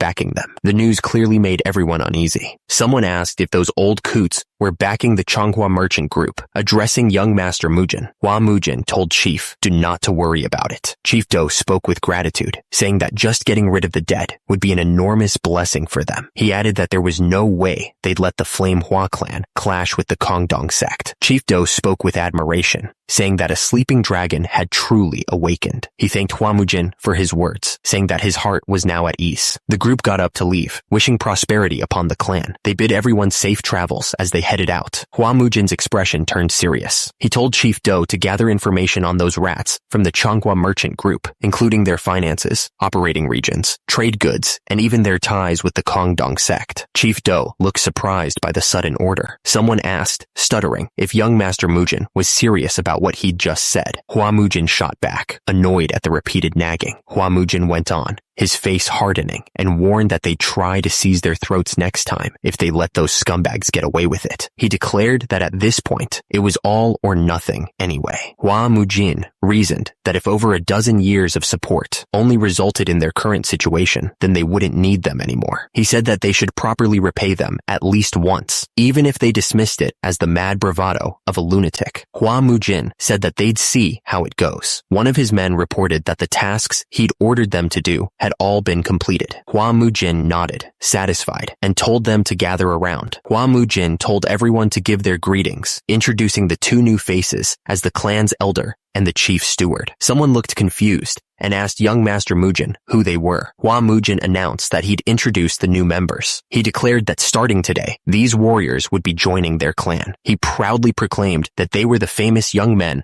of Zhongshan. The Zhongshan's 4 demons stepped forward as a group. They asked everyone to look after them. Hua Mujin grinned, clearly enjoying the moment. He told them not to be shocked yet, because he had something even more surprising to reveal. Hua Mujin revealed that all of them were younger than him. Someone in the group stammered in disbelief. One of the Zhongshan's 4 demons complained that he was starving and asked if they should go tear into some meat. He wondered why everyone was looking so stunned, assuming they were just overwhelmed by their presence. One of the clan members challenged young Master Mujin, asking if he was aware of the Zhongnan's 4 demons' fearsome reputation. He demanded to know why young Master Mujin would bring them into the clan without asking anyone. Young Master Mujin countered, asking if the clan member had consulted him before trying to sneak his younger siblings out. Young Master Mujin declared that if he approved, they would stay, but if not, they were out. He reminded the clan member that he was the one who would become the next clan patriarch. Young Master Mujin casually told Ma Sok to go buy a cow. A clan member stammered that they didn't have any money, pointing out that over 1,000 gold had just been used to repay their debts. The clan member looked completely shocked by the request. The clan member exclaimed in shock about all the money. Another clan member asked young Master Mujin if he had done something. The clan member looked completely shocked. He stared at the folding screen and stammered, wondering what it was. Young Master Mujin explained that someone said it was one of Jang So-san's pieces and gave it to him. The clan member exclaimed in disbelief, "Jang So-san?" Young Master Mujin continued, explaining that apparently even if they sold it for cheap, it would at least get them 90 gold, so he took it. The clan member looked at the screen, impressed. "Oh, it looks genuine." The clan member asked if that should be enough to buy meat. Young Master Mujin stammered, saying it was more than enough. The clan member replied, "Then stop talking and go buy it." Hua Mujin watched the clan member leave. He stared off into the distance, lost in thought. The folding screen stood silently in the room. It seemed to radiate a strange energy. The next morning, the sun rose over the mountains. The air was crisp and cool, promising a new day. Hua Mujin stood before his clan, ready to begin. He asked if they wondered why he had called them at dawn. Hua Mujin explained that after everything that had happened lately, he realized they all needed special training. He emphasized that the foundation of swordsmanship was the body that wielded it, and no matter how great the martial arts, it was useless if the body was weak. Hua Mujin declared that starting that day, they would begin special physical training. He looked determined, ready to whip them into shape. Hua Mujin added that he would personally oversee it. He stared intensely, making sure they understood the seriousness of his words. Young Master Mujin looked at his clan members, a serious expression on his face. He warned them that he hoped there would be no dropouts as they followed him. He pointed to the sacks of rice at their feet, each weighing 144 kilograms. Young Master Mujin declared that from that day on, the sacks would be their loyal training partners, emphasizing that it was not food, and anyone caught eating it would be dead. Little brother and little sister looked at their sack of rice, comparing it to the others. Little brother pointed out that theirs looked much smaller, maybe 15 kilograms at most. One of the clan members looked confused, stammering as he asked what exactly they were supposed to do with the rice sack. Young Master Mujin told them to hoist it onto their shoulders. One of the men looked at young Master Mujin with disbelief. He protested, saying that the rice sack would need 2 men to lift together, clearly doubting the task. Young Master Mujin glared at the men, his eyes burning with fury. He told them to shut up and pick up the sacks, or they'd regret it. He drew his sword slightly, letting them see the dull edge. Young Master Mujin explained that it might not be sharp, but one hit would crush every bone in their bodies. He told them to lift it up or spar with him. Young Master Mujin turned his attention to the 4 demons, looking absolutely furious. He asked if they were playing around, saying that practitioners of demonic arts shouldn't be so embarrassing, and told them to lift 3 sacks each. He repeated the offer, telling them that if they didn't want to lift the sacks, they could spar with him instead. The man groaned, his body screaming in protest under the weight. He was pushing himself to the limit, every muscle burning with effort. Young Master Mujin watched the trainee struggle and shouted encouragement. He told them that if they decided to lift it, they could. The trainee strained under the weight, his vision blurring. He pushed back the pathetic thought that he couldn't do it, knowing that only death awaited if he aimed for what was impossible. He told them to start sitting and standing, 200 repetitions. The group started the sitting and standing exercise, grunting with each repetition.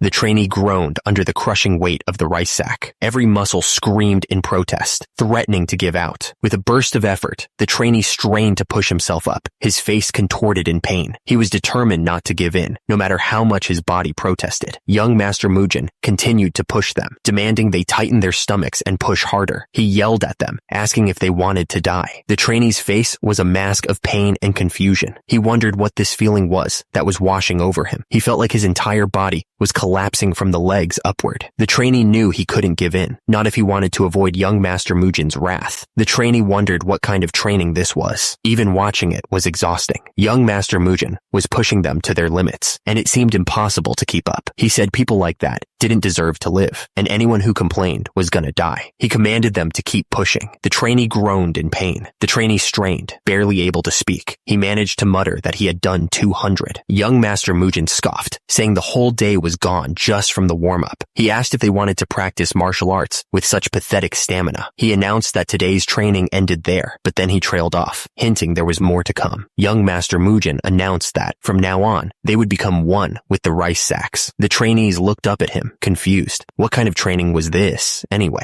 Young Master Mujin continued, telling them to eat with the rice sacks, train with them, even sleep with them. He commanded them to carry them at all times. Until when, they wondered. Until he told them to put them down. He told him to tie all of them, along with their rice sacks, using rope. Jang Sogen stared at the ground, a strange feeling washing over him. For some reason, he wished he could see his mother's face. He missed her. Told him to make sure everyone gets ready for every meal. Hua Mujin was completely worn out. He could barely stand, his body screaming in protest. After the brutal training, he collapsed onto the floor, unable to take another step. His body was pushed to its absolute limit. Hours later, under the light of the moon, the camp was quiet. The trainees ate their meals, still burdened by their rice sacks. The weight never left them, not even for a moment. They struggled to eat, the rice sacks making every movement awkward and difficult. The training was pure torture. The demon paused with his chopsticks, a strange feeling washing over him. Something was definitely up. One of the demons asked the boss if something was strange. strange. He pointed out that their hands were shaking, even though they only trained their legs. The boss confirmed he was wondering about the same thing. One of the demons agreed, saying that this had never happened before, even when they trained with their previous master. Another confirmed that he felt the same way. The next day, the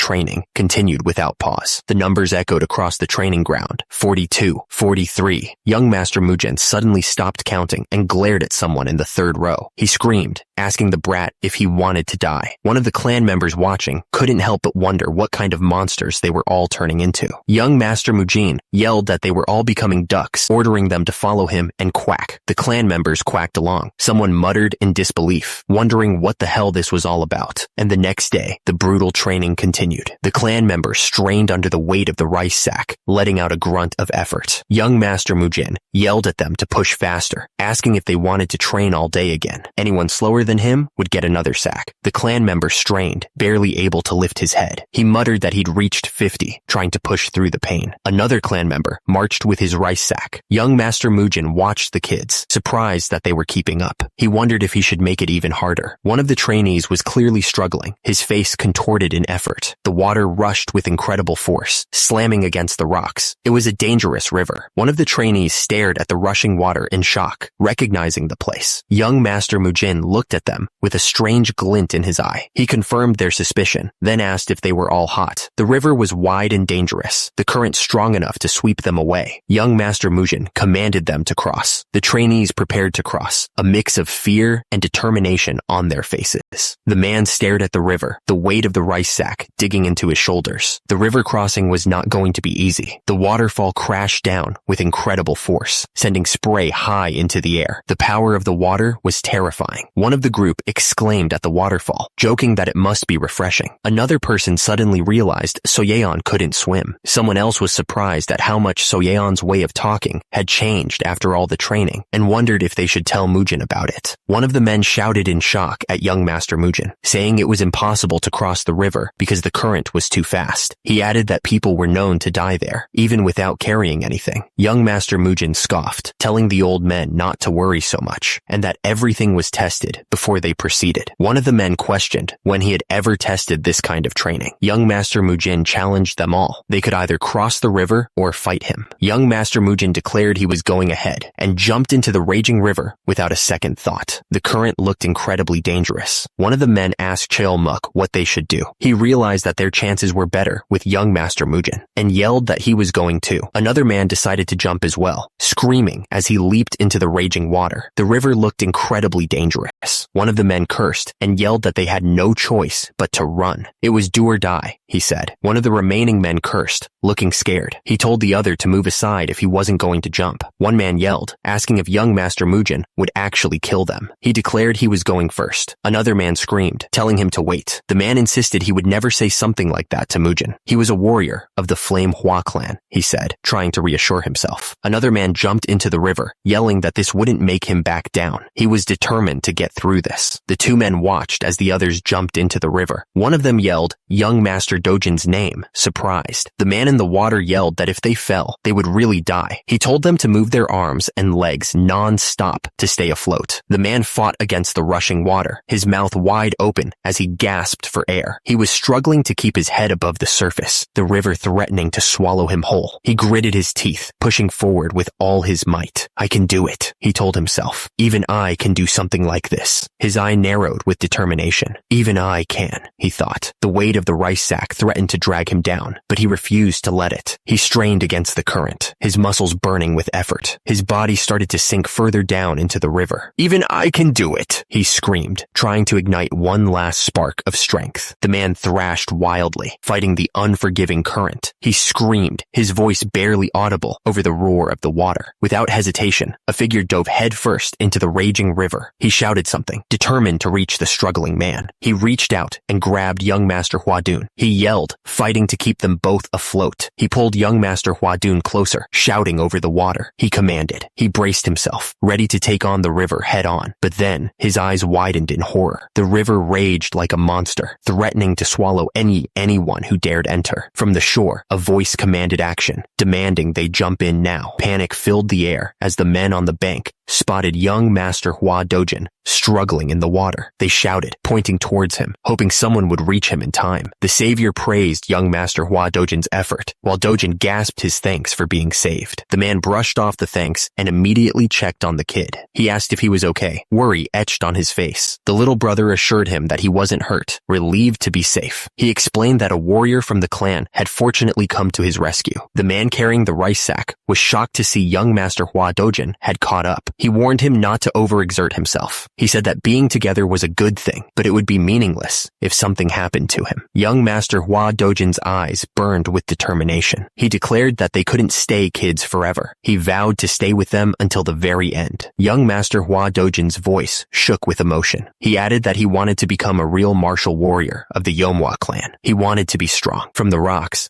a man called out to young Master Hua Dojin. He thanked him for his efforts. He said it was splendid. The mountains loomed in the distance, shrouded in mist. The path ahead would be long and hard, but they were determined to face it together. His fingers strained as he desperately searched for a hold. The rocks were slick with moisture, making each grip a gamble. The warrior clung to the cliff face, the weight of the rice sack threatening to pull him down. The drop below looked like certain death. He warned them that if they fell, they wouldn't even be able to gather their bones. He urged them to climb with everything they had. One of the warriors cursed under his breath, calling the young master a madman and lunatic. He regretted following him. Then his expression changed to shock. The warrior screamed as he fell. The warrior screamed, wondering what was happening. His grip was failing, and the weight of the rice sack was too much to handle. Another warrior begged to be spared. He cursed, realizing he was done for. The command echoed through the mountains, telling them not to doze off. They were ordered to grab the rock in front of them, the speaker calling them idiots. High above, the sky was clear and blue. The sun shone brightly, a stark contrast to the struggle below. The warriors were ordered to run. The speaker warned that if someone fell behind, he would have to run too.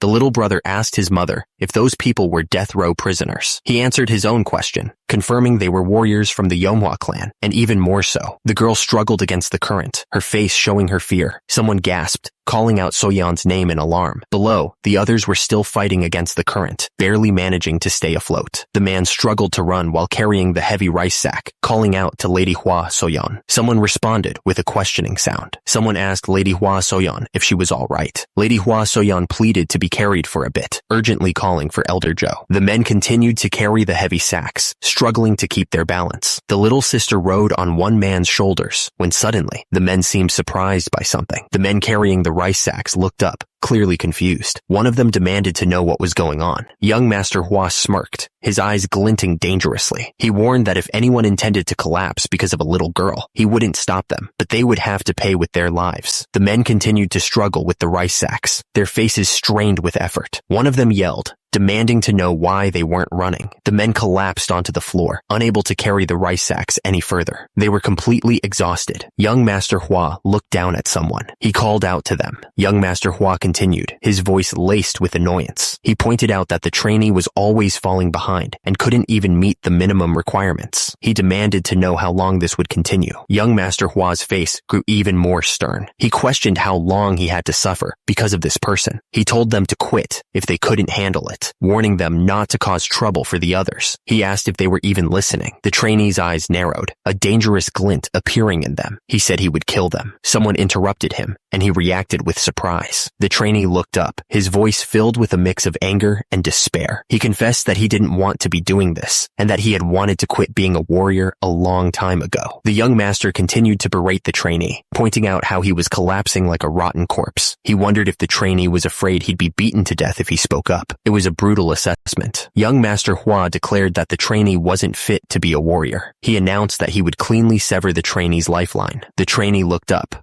completely shocked by the sudden declaration. Someone interrupted the young master, telling him to stop. He pointed out that not everyone could be like him. The young master's fist clenched, clearly annoyed by the interruption. Young Master Hua yelled back, saying that the trainee shouldn't even try to live as a warrior in the first place. His face was red with anger. Young Master Hua told the trainee to stand up, threatening to kill him first. Someone else yelled for him to stop, but the young master looked absolutely furious. The man argued that even though the others came from the Manhwa clan, they were still brothers. He demanded to know how they could call themselves brothers After all the suffering, he was furious, wondering how much longer they would keep up such foolishness. The man on the ground struggled under the weight of the rice sack. Someone demanded to know if he really thought he could become strong like this. They were clearly disappointed, saying that this wasn't what they wanted. Another man stepped in, explaining that young Master Hua had been training with the Blade Force for years longer than them. He admitted that acceptance differed from person to person, but he insisted that it wasn't meaningless. He told the others to speak only after they surpassed young Master Hua. Another man, looking off to the side, declared that if he was ever in danger again, they would die by his hand before young Master Hua's. His tone was a clear threat. High above, the sun shone brightly through the clouds. It was a peaceful sight, a stark contrast to the tension below. Someone grunted, their muscles screaming in protest. The weight of the rice sack felt unbearable, like it was crushing them. The person trudged forward, each step a struggle. They cursed how far away the toilet was, their need growing more urgent with every step. The person stopped, wondering who could possibly be out at this hour. But then, they saw who it was, and their eyes widened in disbelief. The foot slammed into the ground with incredible force, cracking the stone beneath. Dust and debris flew into the air from the impact. The subordinate stared in disbelief, his jaw dropping. He couldn't believe what he was seeing, exclaiming. His eye opened wide, filled with a sudden intensity. The air crackled with energy. Hua Mujin leaped forward, his sword a blur of motion. The blade cut through the air with deadly precision. Dojin's eyes widened as he watched. It wasn't just being fast. Hua Mujin was overflowing with strength, yet his movements were fluid, and they weren't even that far apart in age. Dojin stared in disbelief. How could he possibly wield swordsmanship like that? Dojin's mind raced. Is that what they call the realm of martial talent? Hua Mujin's face glistened with sweat as he pushed himself. He was determined to get stronger. Someone carrying a rice sack froze, startled by a shout. Dojin demanded to know who it was, threatening to crack their skull open. Hua Mujin nervously replied, identifying himself. He explained that he was on his way back from the restroom and somehow ended up there, insisting he wasn't trying to watch on purpose. Dojin scoffed, saying it didn't matter. He admitted he was bored anyway, and this worked out great. He ordered Mujin to put the rice sack down and train next to him. The rice sack looked incredibly heavy. It was a test of endurance. Mujin nervously accepted the challenge, telling Dojin to come at him. Suddenly, the ground exploded, sending bits of rock flying everywhere. The force of the blast shook the entire area. The sound of steel on steel rang out as Dojin and Mujin's swords met. Sparks flew as they tested each other's strength, neither giving an inch.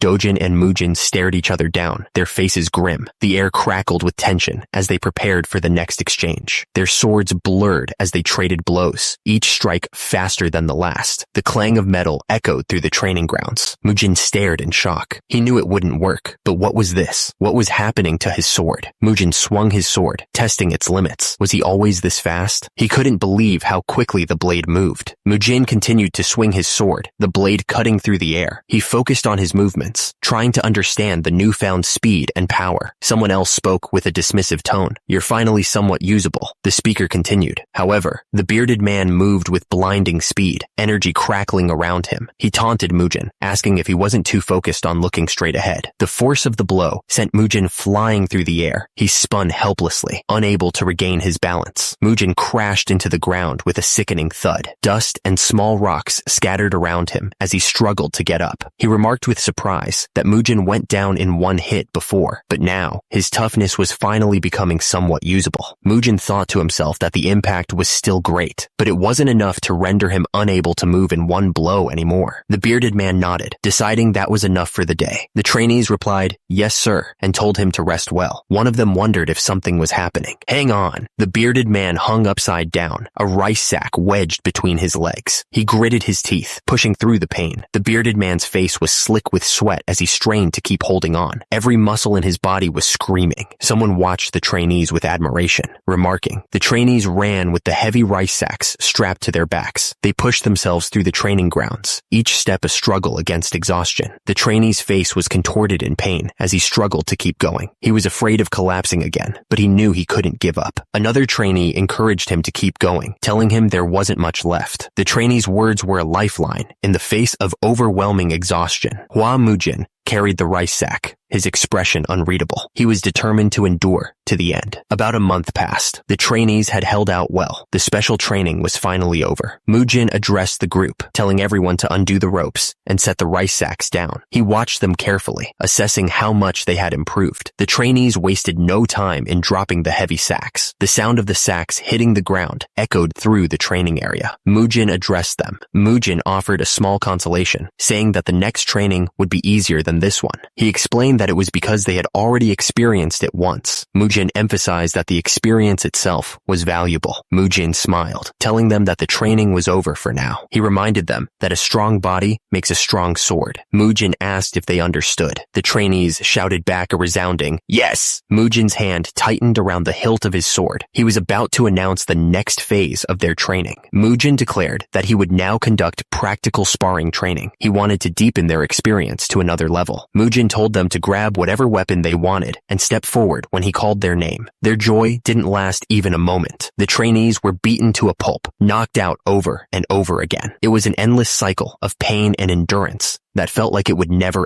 end. But that tough training turned into real experience. And that experience brought about real change in their abilities. Turns out, the bandits who were once known as Zhongshan's 4 demons had become the new martial arts instructors of the Flame Hua clan. And just like that, the Flame Hua clan began to quietly but quickly regain their former glory. The same glory that had brightly lit up Shichang a long time ago. Someone let out a sharp breath. The kid threw a punch with all his might, putting everything he had into it. Someone shouted, impressed by the display. Young Master explained that rotating his supporting foot at the moment of impact would make the punch stronger. He showed him how to put his body weight into the blow. 2 men watched the training with interest. One of them remarked that young Master Dojin seemed to have regained his old self, a welcome change. The other agreed, saying it was a relief to see him like that again. The man went on to say that the biggest thing was that young Master Mujin had come to his senses and stabilized the clan. He admitted that things were going so well, it almost scared him. The man agreed, but confessed that sometimes it still looked like Mujin's madness flared up again. He wondered if Mujin would come out of the storage today, a question that hung heavy in the air. The building seemed peaceful in the fading light, but inside, a storm was brewing as Hua Mujin sat in meditation, gathering his strength. Hua Mujin's face glowed with inner power as he focused. He wondered if it had already been 4 days since he started this crazy training. He stared at the folding screen, realizing it wasn't just some normal object. The stronger he poured his inner energy into it, the more powerfully it pushed back against him. Hua Mujin glared at the screen, his eyes burning with determination. He decided he'd see who would win this battle of wills. The folding screen suddenly blazed with light, its carvings glowing like they were alive. The harder he pushed his energy into it, the more violently it pushed back, refusing to break. Hua Mujin unleashed a surge of blue energy, his entire body crackling with power. He refused to back down, pouring every ounce of his inner strength into breaking through the screen's defenses. His fist clenched so hard it trembled. Then, in one explosive moment, the energy barrier shattered completely, sending a shockwave tearing through the room. Hua Mujin screamed at the top of his lungs, his body pumped to its absolute limit. Every muscle burned as he forced the last of his energy through the barrier. His hand found a hidden indentation on the screen's surface, perfectly shaped like a handprint. Hua Mujin stared at it in silence, realizing this wasn't just a test of strength. The screen had been waiting for someone strong enough to unlock it. The moment the barrier shattered, something inside the screen started glowing. A strange green orb emerged from the wreckage, pulsing with an eerie light that filled the entire room. Hua Mujin stared at it in complete shock, unable to believe what he was seeing. The green liquid dripped slowly from an ornate container, glowing brighter with every second. Hua Mujin couldn't understand why anyone would hide something like this inside a folding screen. The smell hit him immediately, making him wince. Suddenly, everything made sense. This device had been leaking poisonous energy the entire time, and he'd been feeling it without knowing the source. His eyes narrowed as something caught his attention. The green glow reflected in his gaze as he leaned in closer, realizing there was more to this than just a poison device. Hidden inside the device was an ancient scroll. Hua Mujin pulled it out carefully and unrolled it, his eyes widening as he read the title, Mind-Severing Sword Art. He froze, completely stunned by what he'd just found. Suddenly, it all clicked for him. He realized exactly why they'd worked so hard to hide this scroll. scroll. This wasn't just some random technique. This was something they desperately wanted to keep secret. Hours passed as he studied the ancient scroll, the sun slowly setting over the distant mountains. The warm light filled the room while he absorbed every detail of the mind-severing sword art. He let out a disappointed after finishing his review.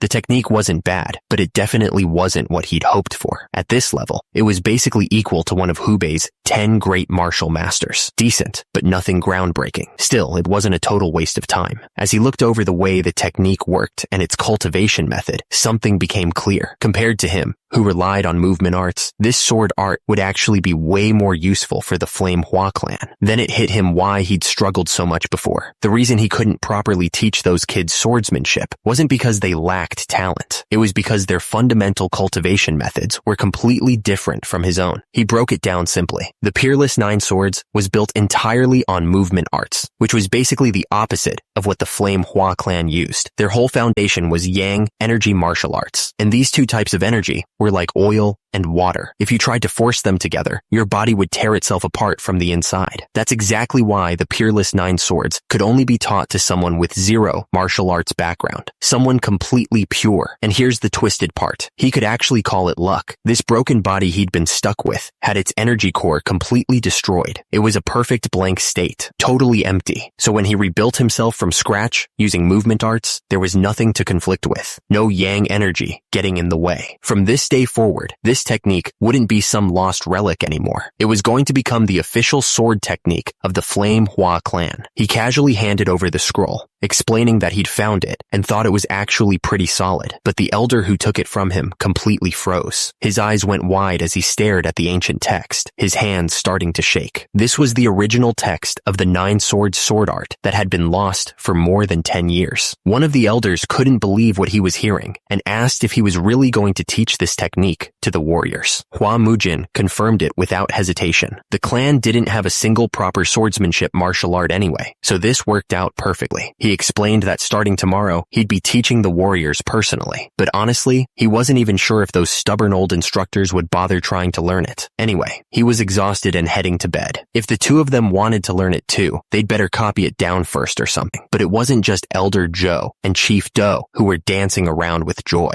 Even though they were inside the fence, called the Flame Hua clan. The same was true for Dojin and Soyeon, who had been learning the Flame Hua clan's secret martial arts. They looked absolutely fired up, ready to dive into this new technique. As expected, Zhongshan's four demons focused entirely on perfecting their own martial arts. They were already pushing themselves to the absolute limit in their own brutal way. And honestly, even without the mind-severing sword art, they had more than enough skill to eventually rise into the ranks of martial masters. Though who knows how long that'll actually take. And just like that, another month flew by. The morning sun was already high in the sky, casting long shadows across the training grounds. A lone figure made his way across the open yard, the sound of his footsteps barely audible against the distant noise of training. Once they shifted to actual martial arts training, the warriors hadn't looked any happier, especially those two kids. Hua Mujin couldn't help but smile at sight. It made perfect sense since they could literally feel themselves getting stronger day by day. And as martial artists, their natural talent was absolutely incredible beyond words. Hua Mujin smiled to himself as he watched the two kids train. They really were adorable, but something felt off. He glanced around the training grounds and immediately noticed how eerily quiet everything was. Just then, Ma Sok appeared, holding a broom. He greeted him respectfully. Hua Mujin immediately asked where everyone had gone. Ma Sok looked genuinely surprised. He asked if Hua Mujin seriously didn't know. Apparently, today was the day of the sparring tournament, the Little Dragon Ascension tournament. Ma Sok explained that it was Shichang's biggest event, held once every 5 years. Winning it meant getting the qualification to participate in the Orthodox Murim tournament. Hua Mujin realized he'd completely forgotten about it again. Ma Sok couldn't believe he hadn't heard anything about it. Without warning, Hua Mujin exploded into motion. A massive burst of energy erupted around him as he launched forward at incredible speed. The sheer force of his movement tore through the air, leaving a trail of destruction in his wake. If something bad was happening, someone should have told him first. Meanwhile, at the tournament grounds, the place was packed. Martial artists from all over Shichang were flooding in, families and fighters alike, all heading hurrying toward the registration area. At the registration desk, the official told Dojin and the two kids it was their turn. They needed to write their names on the participant roster. The little sister's face lit up with pure excitement. She'd been waiting for this moment forever. But just as they were about to sign, a voice cut through the air. Someone had recognized them. The stranger asked mockingly who they had here, calling out the children of the Flame Hua clan. The speaker was Jang Seun, the chief steward of the Baek clan. Standing beside him was Baek Sayan, another member of their clan. Jang Seun's tone was dripping with fake surprise. He pointed out that since the Flame Hua clan didn't bother showing up at the Shichang martial tournament, he really didn't expect to see them here. Dojin bowed his head slightly and addressed the Baek clan's chief steward with respect. He admitted it had been way too long since they last met, explaining that things hadn't been going well for the Flame Hua clan lately, which is why they failed to pay their respects properly. Jang Seun let out a dismissive grunt and fired back immediately. He pointed out that everyone already knew about the Flame Hua clan's terrible situation, so it wasn't exactly breaking news. Still, he added with a smirk, it looked like they'd been doing a bit better lately, since they somehow managed to scrape together the entry fee for the Little Dragon Ascension tournament. Jang Seun leaned in closer, his tone dripping with fake concern. He asked mockingly if they even had anything left to eat after paying those tournament fees, then twisted the knife further by questioning whether they'd finally paid off the 10 years of membership fees they'd been dodging. Jang Seun's cruel words cut even deeper as he mocked the idea of dragging along the Flame Hua clan's young masters, who he claimed were practically starving to death. He laughed at the absurdity of bringing kids in such terrible shape to a tournament like this. The little brother and little sister stood there frozen, the insult hitting them hard. The tension around them was suffocating. High above the tournament grounds, a lone figure stood motionless on the peak of a red temple roof. The wind whipped past as they looked down at the chaos below, completely still, like they were waiting for something to unfold. Hua Mujin cursed under his breath as he realized his mistake. He should have asked Ma Sok for directions before rushing over here. Now he was standing there like an idiot, trying to figure out where the tournament was even being held. He leaped onto the rooftops to get a better view of the place. From up there, the entire city of Shichang stretched out below him, a maze of buildings and streets packed with people. Meanwhile, two martial artists nearby stopped dead in their tracks, their eyes going wide. They were completely stunned by what they were looking at, barely able to process it. Hua Mujin took in the chaos around him and couldn't help but be impressed. This was Shichang, and the sheer number of people flooding the streets was absolutely insane. The place was packed beyond belief. Someone shoved past him roughly and snapped at him to stop standing around like a statue. Hua Mujin barely registered the complaint, still scanning the crowd desperately. He had no idea where the tournament was actually taking place, and the frustration was starting to get to him. Hua Mujin spotted an older martial artist nearby and called out to him, asking if he knew where the Little Dragon Ascension tournament was being held. But the guy just stood there, staring at him with this weird look on his face. Mujin frowned and asked him what the problem was. The older martial artist chuckled awkwardly and apologized, admitting that he had just arrived in the city too. He explained that he'd been wandering around searching for the tournament himself and had no idea where it was. Then he had the nerve to ask Mujin to let him know if he found the tournament first. The guy stood there, looking all confident, like he was doing Mujin a favor by asking. Hua Mujin couldn't believe what he was hearing. He just stared at the guy, completely speechless for a second. Then Mujin snapped. He told them to go find it themselves if they had legs to walk with, and to get the hell out of his way. The force of his words alone seemed to shake the air between them. The two older martial artists stumbled back in shock, completely stunned by his sudden aggression. One of them stammered in disbelief, wondering what was wrong with this kid. The martial artist in the conical hat couldn't believe what he'd just seen.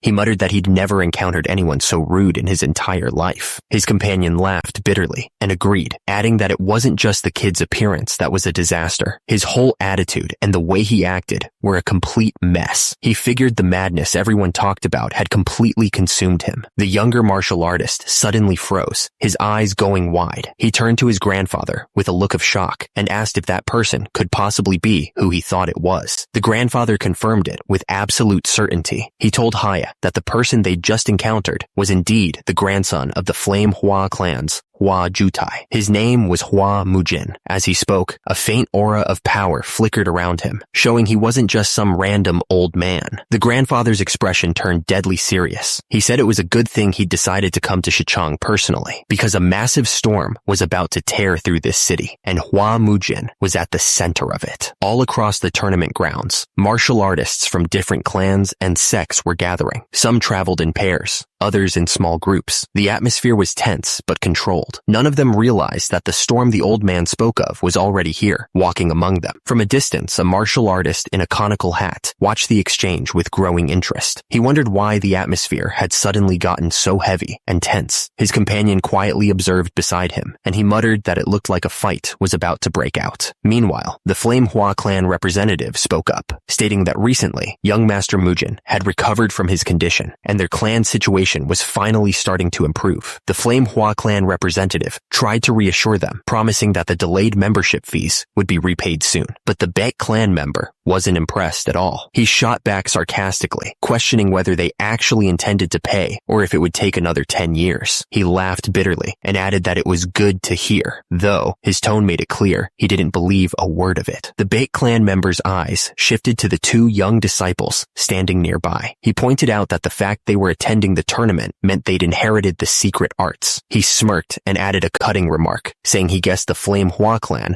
no longer followed their ancestors' sacred rule of passing secret techniques only to the eldest son. The two kids looked visibly annoyed by the insult. The Baek clan member's face twisted into a mocking grin. He reminded them that they just claimed young Master Mujin had recovered from his madness. The Baek clan member delivered his final insult with fake enthusiasm, saying he was really looking forward to seeing the incredible red flame art once more. The words dripped with sarcasm. Down below, the massive Flame Hua clan warrior's fists clenched so hard his knuckles cracked. Every muscle in his body tensed as he fought to control his anger, knowing that starting a fight here would only make things worse for his clan. The Baek clan member's voice dripped with mockery as he questioned what the warrior was trying to do. He taunted him, asking if he was really about to pull out his sword. The Flame Hua warrior's face twisted with barely controlled fury. He reminded the man that they were standing in front of children and demanded he stop talking. His voice was low and dangerous as he warned that there was a limit to his patience. The Baek clan member sneered down at them with complete contempt. He mocked them for still having pride despite their fallen situation. Then he issued a direct challenge, daring them to actually pull out their sword if they had the insides. Just as things were about to explode, a powerful energy suddenly filled the air. Hua Mujin stepped right between the furious Flame Hua warrior and the man from the Baek clan. The force was so strong, it seemed to push them both back a step, completely stopping them in their tracks. The people watching started to panic. They looked at each other nervously, wondering what was happening and if a real fight was about to break out. One of them pointed, shouting that the men had their hands on their swords. He told them both that it was enough. He reminded them that tonight was the day the kids spar, and it wasn't a day for adults to step in, calling them the hope of Shichang. His words caught the attention of another man in the crowd. This man had a sly look on his face as he watched everything unfold. He seemed amused and curious, wondering just who this young man was that had suddenly appeared. Calling him that famous crazy young master, he asked why they didn't say a single word about this. The children explained that they were going to win and surprise him, calling themselves unbelievable brats. If you go around boasting about your wealth, people will call you third-rate. Mujin told him a martial artist should trust his sword, not gold. The old man in the green robe suddenly started laughing. He seemed to find what Mujin said really refreshing and honest. The guy from the Baek clan, though, was completely stunned and furious. He couldn't believe his ears and stammered in anger, asking what Mujin just said to him. The Baek clan member seemed to back down a little, suggesting that since it was a special day, maybe they should all just put their swords away. Then he turned to the old man with the beard and asked him directly if he was from the Flame Hua clan. Before the old man could answer, the other guy with him, the one in the big straw hat, spoke up. He told the Baek clan member to mind his own business and get going. The old master just chuckled, remarking on what a rude fellow he was. Getting shut down like that, the Baek clan member turned his attention back to Mujin with a nasty smirk. He started mocking him, saying that poverty isn't something a martial clan should be bragging about. He then sneered that Mujin must have just come to cheer on his younger siblings. He kept piling on the insults, looking right at the kids and saying Mujin should have bought them some new clothes. He even asked if they spent all their money just on the entry fee. That was the last straw. The big warrior from their clan, standing nearby, absolutely snapped. His face twisted in rage as he growled that he was going to kill that scumbag. The guy from the Beck clan completely lost it. He turned on the old man and started yelling, asking what was so important about clothes anyway. He said, dressing well doesn't make a weakling into a master. Then he got really nasty and demanded to know why the old man kept butting in. Just then, Mujin stepped in. He told them that was enough, that there was no point in talking to someone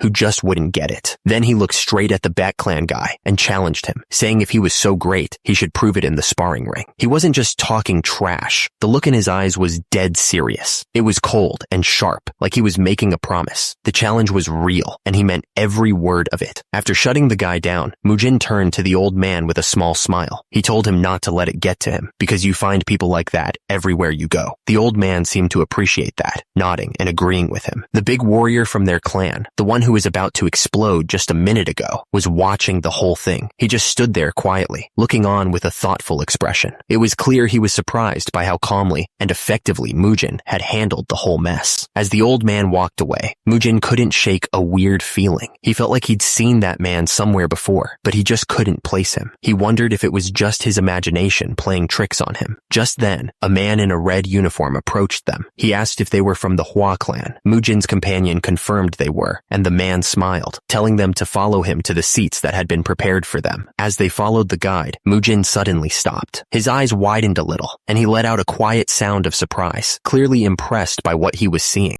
He was looking out over a massive plaza filled with people. Grand buildings stood on all sides, and crowds were gathered everywhere. This wasn't just some small competition. It was a huge event, way bigger than he expected. Down in the plaza, long tables were already being set up with all kinds of food and drinks. It looked less like a tournament and more like a huge festival was about to get started. They were really pulling out all the stops for this. The two kids from the Hua clan just stared, their eyes wide with excitement. Before them was a huge table, piled high with all sorts of amazing food. They couldn't believe what they were seeing and were practically bouncing with joy. Mujin, however, looked calm. He warned the kids not to eat too much, reminding them that they didn't know when the sparring would start. Just then, a voice called out over the crowd, telling all the members of the Beck clan to head over to the VI Cup seats. As the Beck clan members started to move, one of them, a man with a thin beard, had this really smug look on his face. He looked around like he owned the place, clearly thinking he was better than everyone else there. Seeing that smug look, the big warrior from the Hua clan was practically shaking with fury. He was thinking about when he'd get the chance to beat that guy up, even imagining how he'd pluck out one of his eyeballs. Unaware of all this, Mujin just scanned the area and spotted an empty seat. But just as Mujin was about to sit down, a voice interrupted him. An old man with a long beard, dressed in green robes, was standing right there. He looked at Mujin and asked if he could join him at the table. Mujin glanced over, a bit annoyed. He couldn't figure out why this old man was hanging around their table. After a second, though, he just decided to let it go. It wasn't worth the trouble, so he figured the old guy could do whatever he wanted. Suddenly,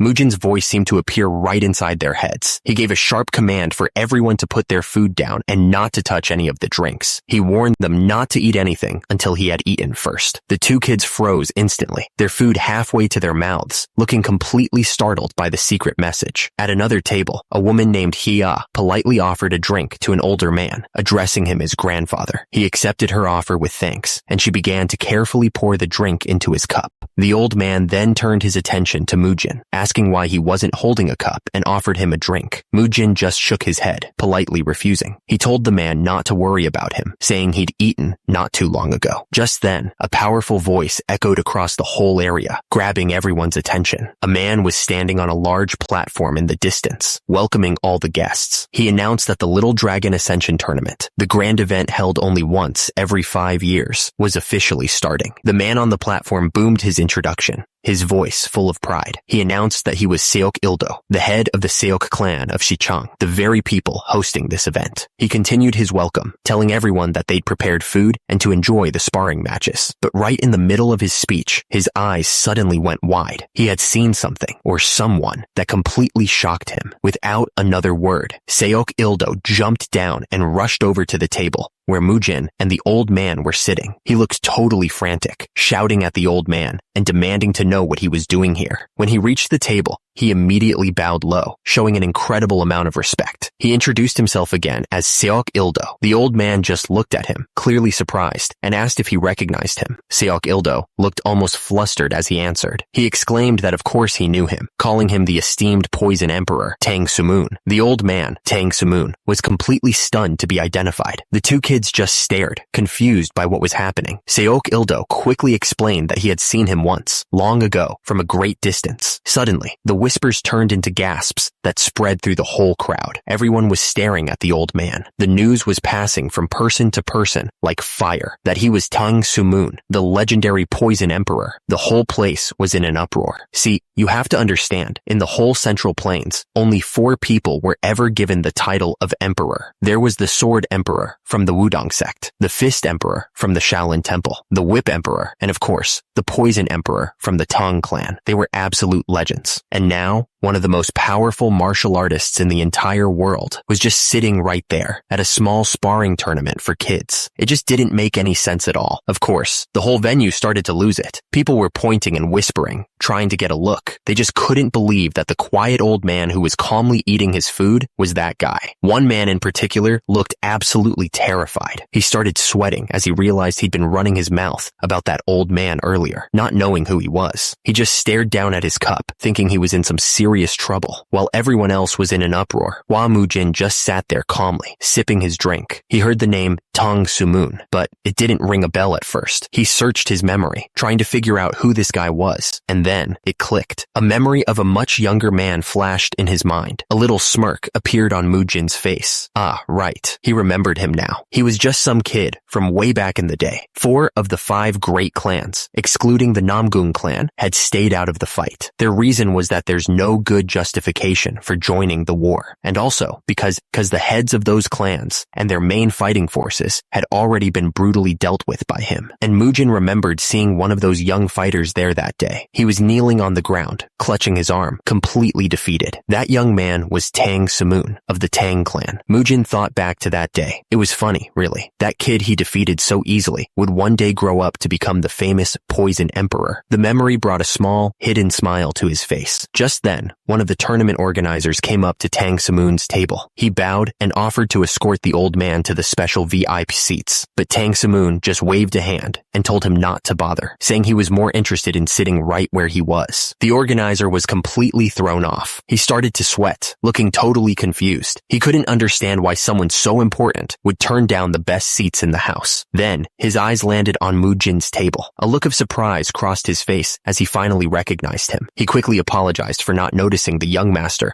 of the Flame Hua clan and asked if he should move their seats so they could all sit together. Mujin didn't seem to care at all. He casually told the man that of course he wouldn't be recognized since his face wasn't a sign. He waved off the offer to move and then, looking bored, asked when the sparring was going to start. He complained it was hot and he just wanted to get on with it. The old man, Tang Sumun, just kept staring at Mujin with this really intense look on his face. You could tell he was deep in thought. He was thinking that the more he looked at the kid, the more he was reminded of someone else, an old friend and rival who had helped him out when things were really bad a long time ago. Then he spoke up, his voice cutting through the air. As he talked, it was like the ghost of another man. A powerful-looking warrior appeared right behind Mujin. Tang Sumun looked Mujin dead in the eye and told him exactly who he looked like, the Flame Emperor